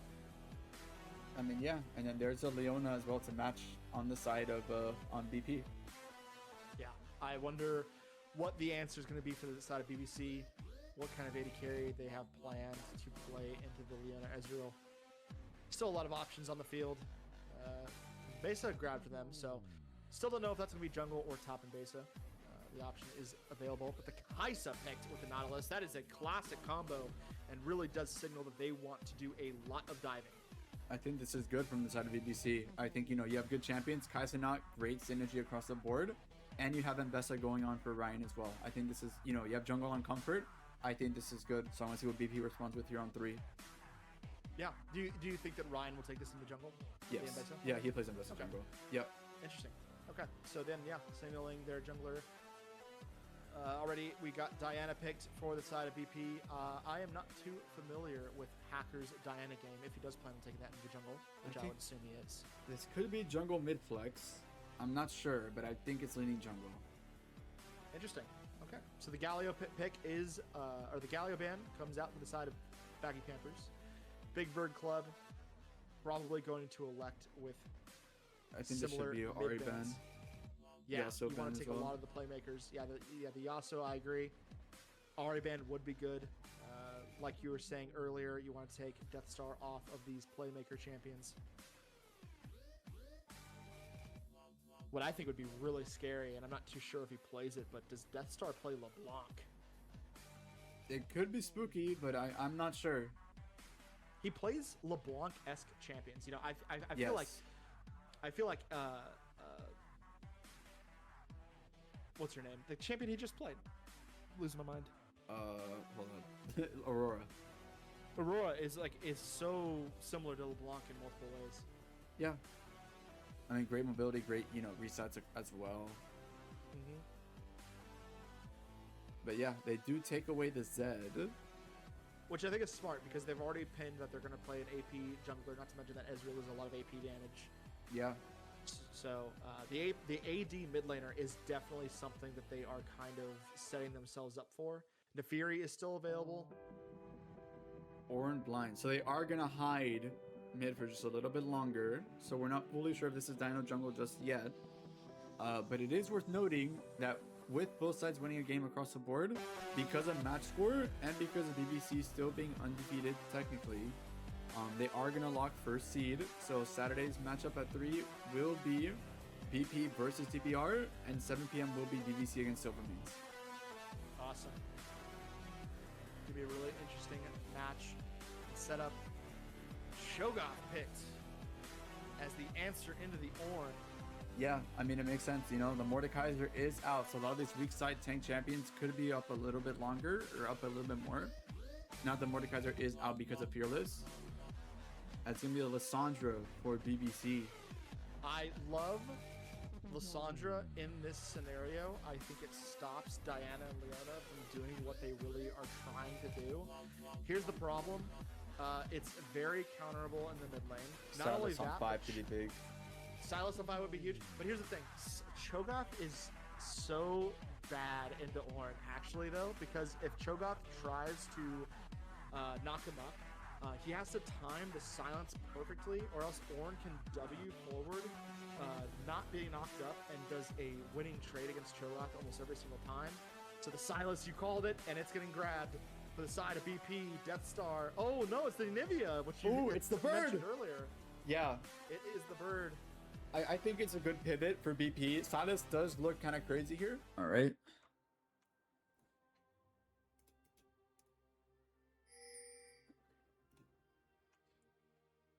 So early in the game, it doesn't look like either team is really electing to be too aggressive. They want to have a stable early game. Yep. And kind of like we talked about, both junglers focusing towards that mid bot lane. So they will be starting topside, passing down towards bot. And trying to BP think who actually, yeah. No, go ahead. Go ahead. No, you first. BP actually knows this because they boarded the they boarded Raptors, so they'll know that Save the Fish is just pathing towards bot in a little bit. Yeah. Definitely good vision by the side of BBC. That being said, I am just wondering who actually wins this bottom matchup. It really just feels like a giant wash. I feel like anyone's going to really take advantage of each other. Jyrell is going to be really hard to kill unless Chicken Thuggy can somehow get a hook off, which is just so hard, especially since Jyrell can buffer the hook with the E. Yeah, I mean, I feel like this lane falls down to the Ezreal and the Nautilus, because if this Ezreal, you know, wastes an Arcane Shift and gets punished on that cooldown, it could be big for their trading pattern. And on return, if Nautilus can find these hooks, you know, find these good engages for the caster to follow on, I think that's also, you know, really winning for that bot lane. Yeah. Something that I should mention is that Silver is going, just like the last game, should have a pretty good time in this top side. You know, he is going to most definitely get the Heartsteel, and subsequently a ton of stacks just by virtue of Ember Loser not having much mobility. And yeah, the early stage of this lane are really rough. Silver can completely negate the knockup with his W, which does max health damage. So really going to enjoy this trade. Yeah, she cancels the item buy there for the Warren. Yeah, that's irritating. Zyna's looking to secure this bot grab. I don't think Save the Fish is going to get there in time to try and steal it away. Yeah, I don't think so either. I don't think this is going to result in much of anything. Hacker does have to run through mid, but is able to just walk out of there.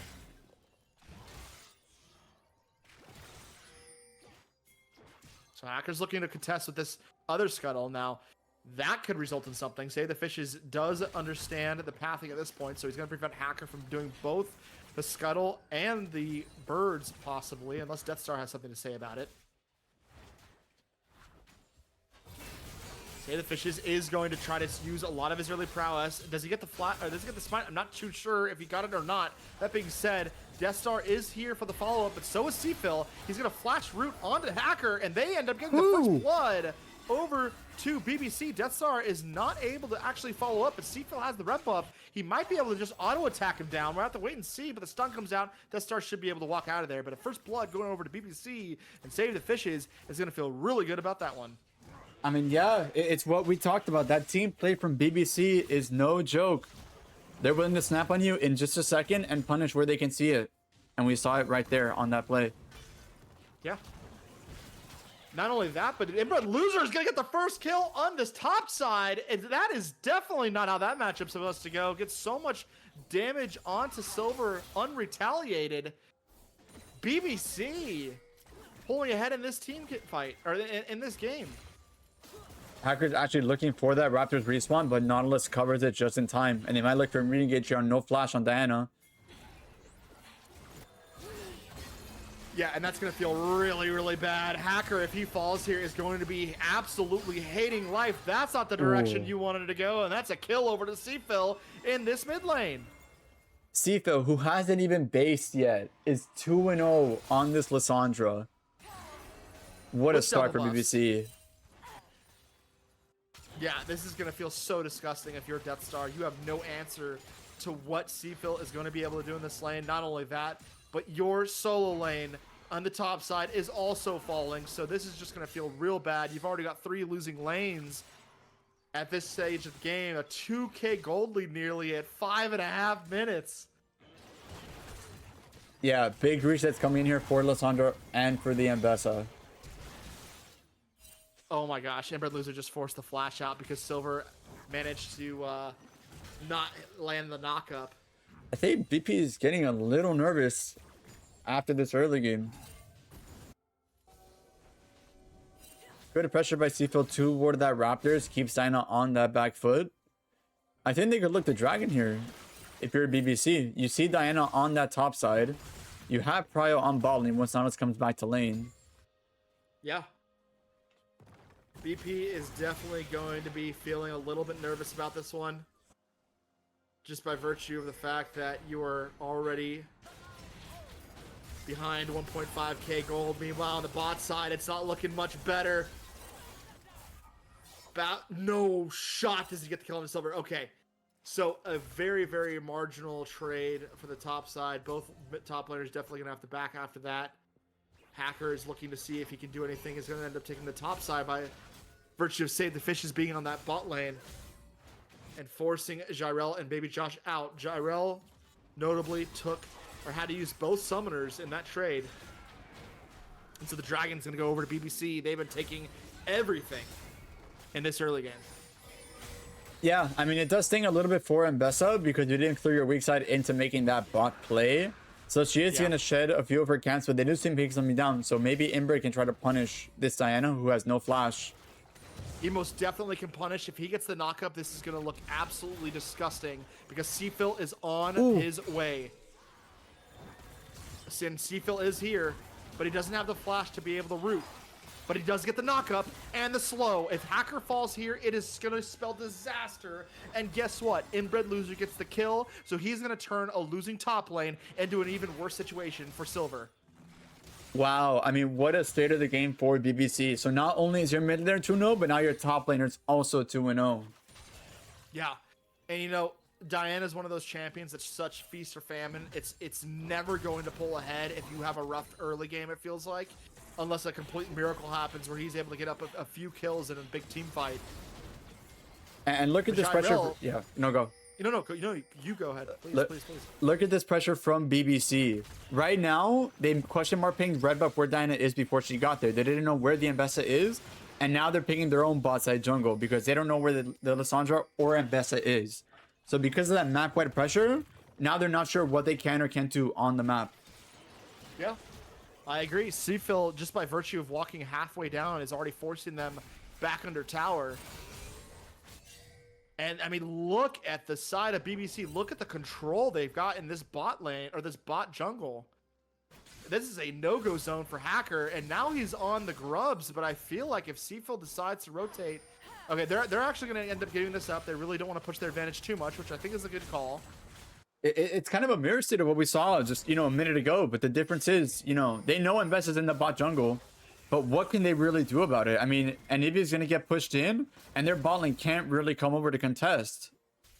Yeah, I agree. Seafill is in a good position. Does take some damage here from Death Star. There's no slouch. Definitely going to win that trade. I think a lot of that was just unspent gold as well on Lissandra. She's on that first base still. I think now when she gets the base, she'll for sure have that finished item. I think these trades will look a little bit better for BBC's mid laner. Yeah, I agree. Silver opting to get the Spectre's Cowl, so signaling that he's definitely not going to go for the Heartsteel, which I feel like is a bit of a mistake. I get it, you don't want to be taking too much poke from Inbred, but I mean, it doesn't seem like a really impossible task to survive that poke. I think it's also just to cover for these Lissandra roams because their mid laner is also pretty ahead and deals magic damage. I'm not sure if he will go Heartsteel, maybe second item, but we'll have to see. It's very true. Heartsteel second never really feels good, though. It really... You're not able to get as much stacks, because lane phase at that point is pretty much ended. You're not really playing up an Inbred Loser's faces that much. Yep.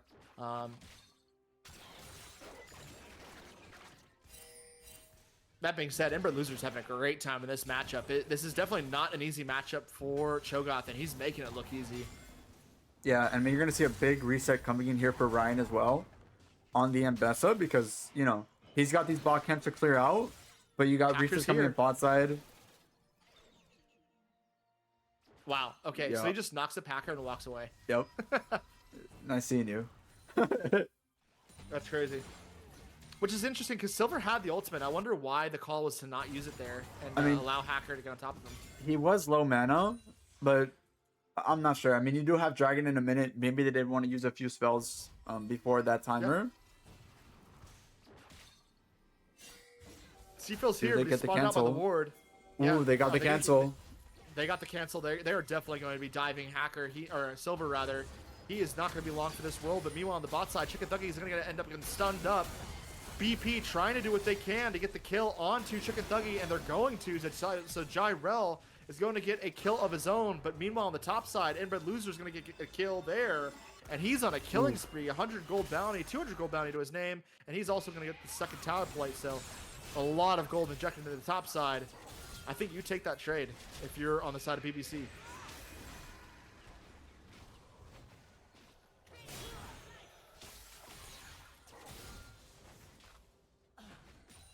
Yeah, I mean, good chunk from Ryan as well on that mid lane. You know, trying to force an Navy pass it, doesn't get it, unfortunately. Ooh, Sunny Waffle has the barrier. Well played by Jyrel. Yeah, Jyrel definitely getting the better of him in the matchup, in the 1v1 at least. That's for sure. You know, this is the bright point of this BP roster. This bottom lane is winning this matchup fairly handedly. They have a Cho'Gath coming in, Orin TPing in as well. There's gonna be a big fight coming in. Yeah, BBC has basically made the call. You do not get to do this when we are this far Ooh. ahead. And Seafill is immediately going to get a kill onto Hacker and fourth Death Star out of the fight. Not only that, but gets a kill onto Baby Josh. Who else is going to fall? Silver is going to fall shortly thereafter to save the fishes. And this dragon is theirs. BBC pulling the trigger and deciding that that dragon is ours all along. This is a Big Bird club you want to see. Game 2 was a bit of a step back for them, but it is showing in Game 3 that their team fights are no joke. Yeah, their team fights are definitely nothing to be laughed at. Seafill showing why he is one to be feared, and he's looking to even get the pop onto Death Star. Not sure what he was thinking there, but Jyrel might fall here to save the fishes if he's not careful. Sunny Waffle blasting forward to try to get the return kill, and he does, but takes a lot of damage of his own. Is Baby Josh going to try to chase him down? No, he's not. But yeah, a really strange play by Seafill. I'm not too sure if he thought that he could get the kill and ult to get out of there, but Yeah, a bit over aggressive. I think his plan was to proc the Navy passive and then E out. But I think his E was maybe on a cooldown, or there were too many, you know, people joined up on the Anivia, so it just didn't work out. But I see the vision. It's just, I think, a bit overzealous, especially without your jungler or supporter to really, you know, make that play happen for sure.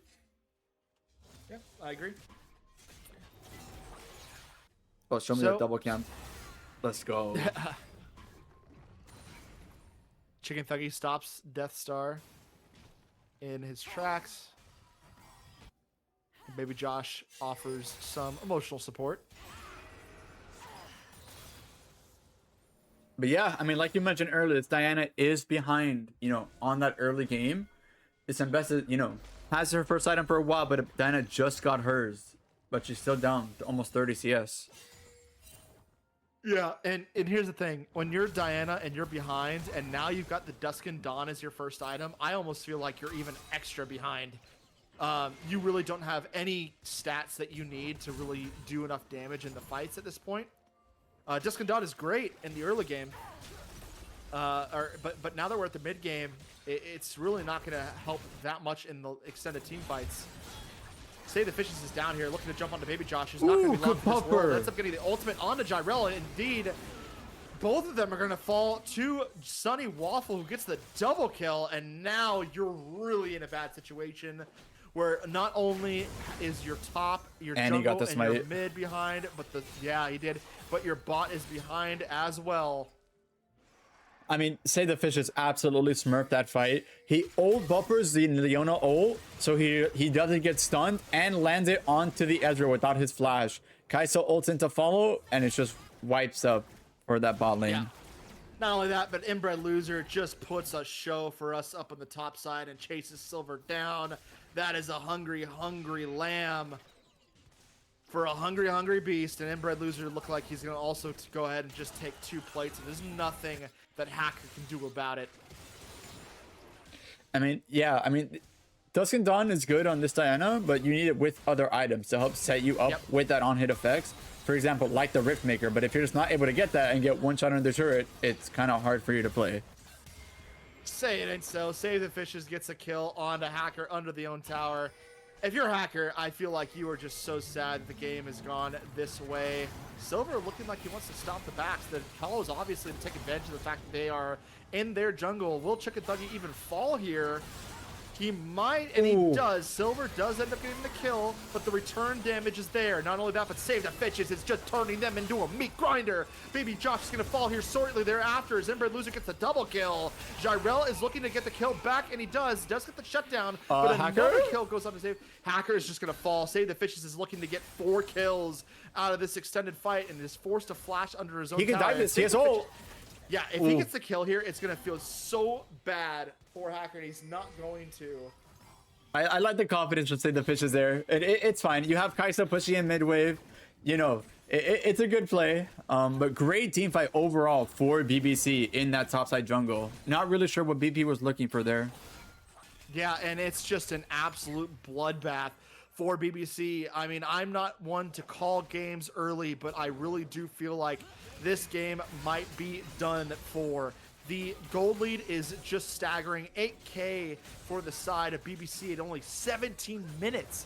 And not only that, but they have the dragon stacking on their side. And to be honest, I feel like their team only gets stronger from here, whereas BP's roster, you know, they really are going to depend on those ornaments to get that late game advantage.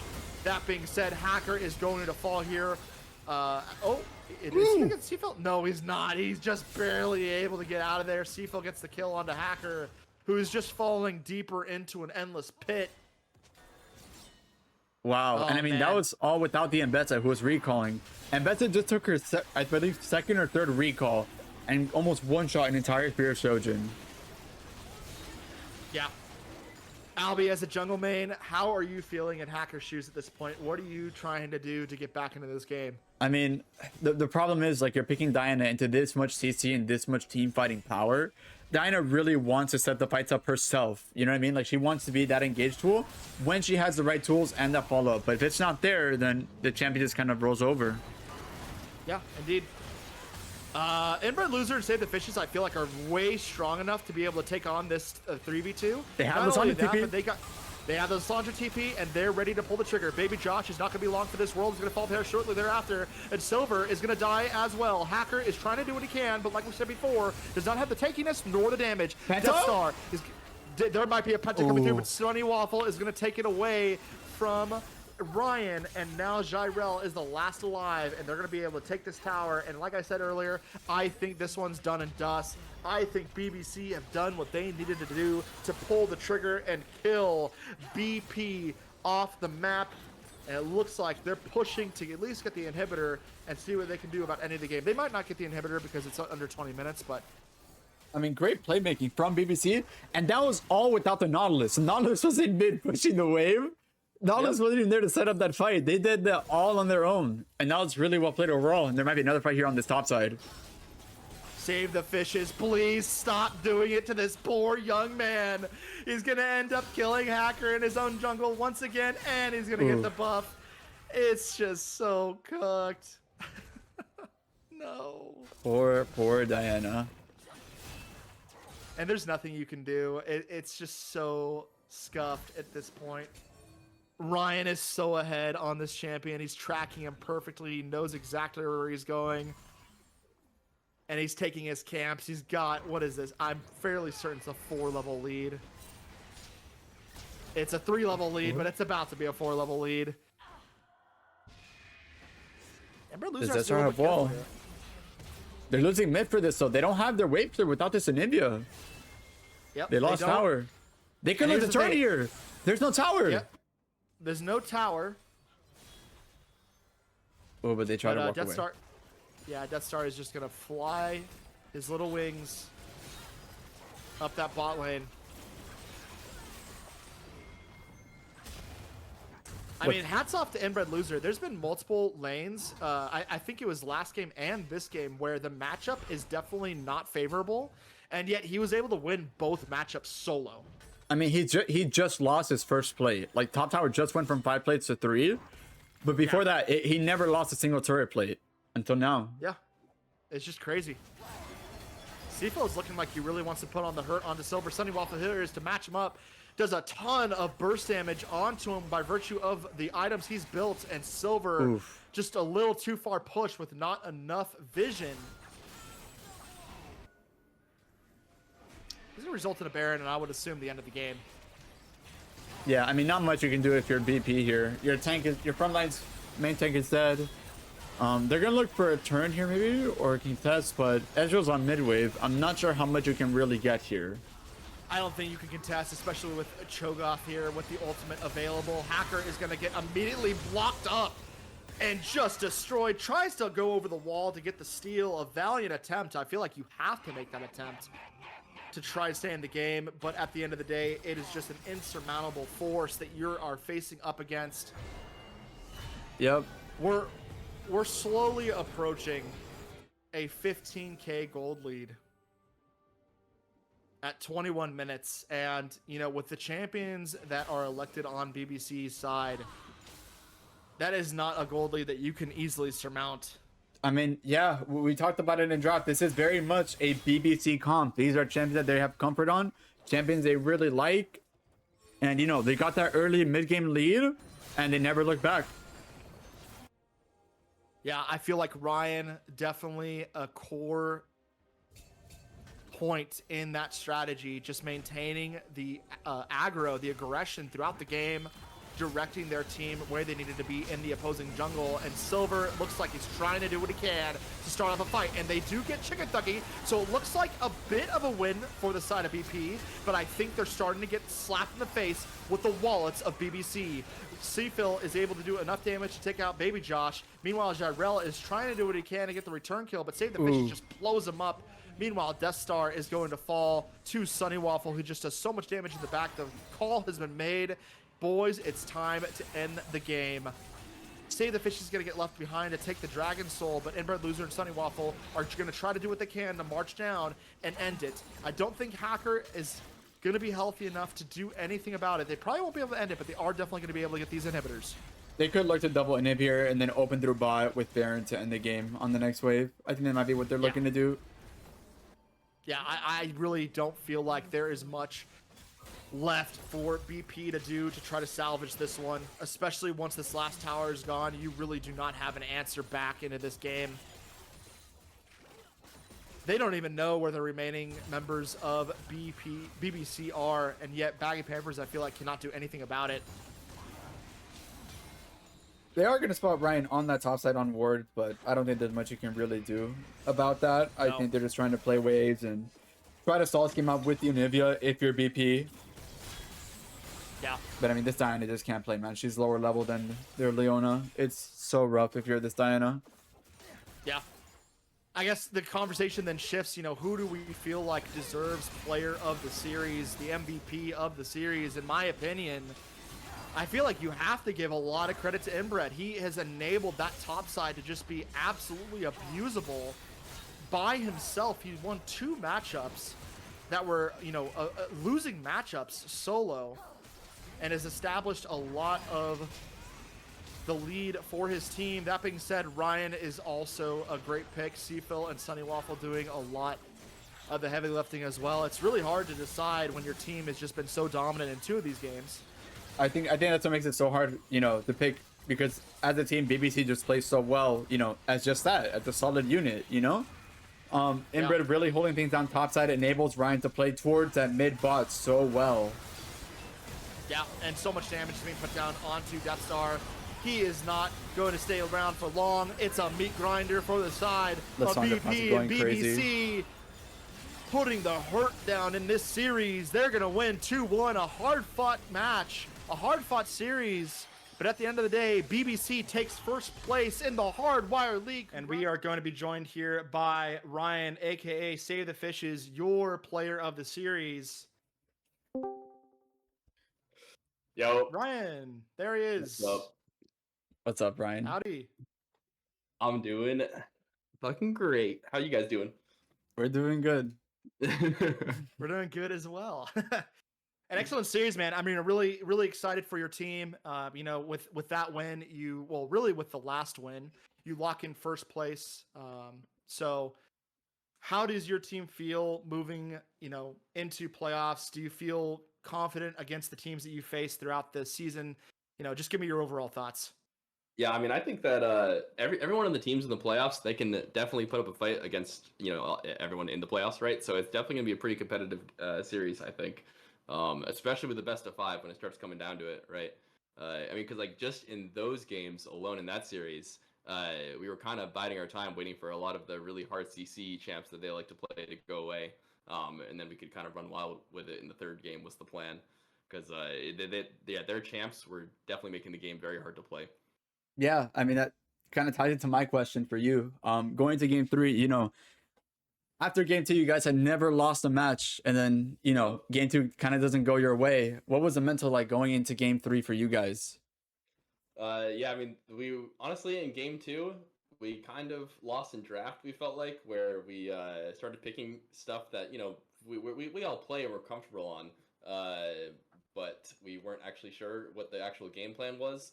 And even though we kind of managed to start pulling it together and we got ourselves a lead, I think our team fighting on those champs together just wasn't there. And so in the game 3, we were just trying to pick something that we could really fight well together, because I think that's where we excel, just on these random scrappy team fights, right?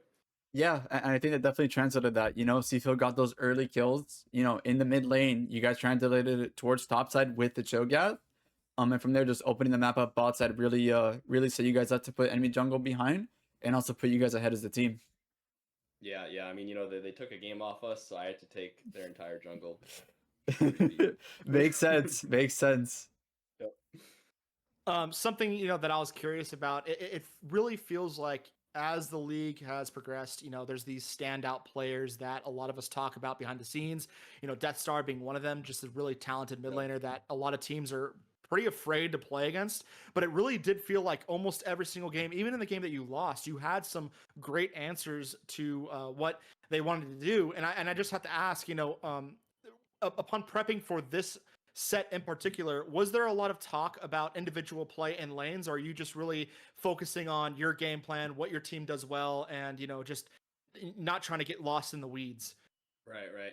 Yeah, I mean, I think for draft we just focused on, you saw from the bans, I think we banned 4 of Death Star's champs in the last game there. But that pretty much tied into kind of what was left at that point, because we were like, okay, they're drafting this Diana pick and they haven't picked Yasuo yet, so let's ban out the Yasuo. And that was Coach Aqua there, so W Coach Aqua.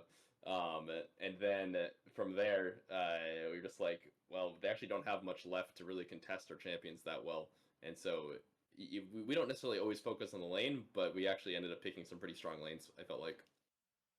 Yeah. I mean, for BP, I feel like a lot of their strength really does come from those solo lanes. You guys were able to really, put that into perspective throughout these games and really just, punish that and also play towards your game, which I thought was really well done. Yeah, I feel like Jarrell had to pick a safer champ in game 3, and that actually was to their detriment. Didn't really give them the opportunity to pop off. Yeah. That's true. Something that I noticed that your team did really well was actually inbred in the top side. I don't know if y'all knew this, but in both game 1 and game 3, Yep. he had very, very bad matchups and yet still won. Oh no, sorry, it was game 2 and 3. It was game 2 and 3, yeah. Game 2 and 3. He had very bad matchups and yet still won the 1v1 solo. And yeah, I just have to, the monster. Yeah, I just have to wonder how are the team comms, once he started popping off the top side. I mean, every time he gets like a random solo kill, because he never actually says anything while he's fighting, right? he's just locked in. So I just and I don't really look top lane that much, honestly. So I see the kill happen, I'm like, you're the GOAT. That's like an old Impact thing, right? Top die. Yeah. That's awesome. Yeah. Well, congratulations to you guys on the win. Looking forward to seeing the matchup tomorrow against Silvermanes. Wishing you guys good luck on that. And we will be seeing BP against TBR on 3 p.m. on Saturday. Yes, sir. Wait, you mean Silvermane's Saturday, right? Yeah. Yeah, sorry.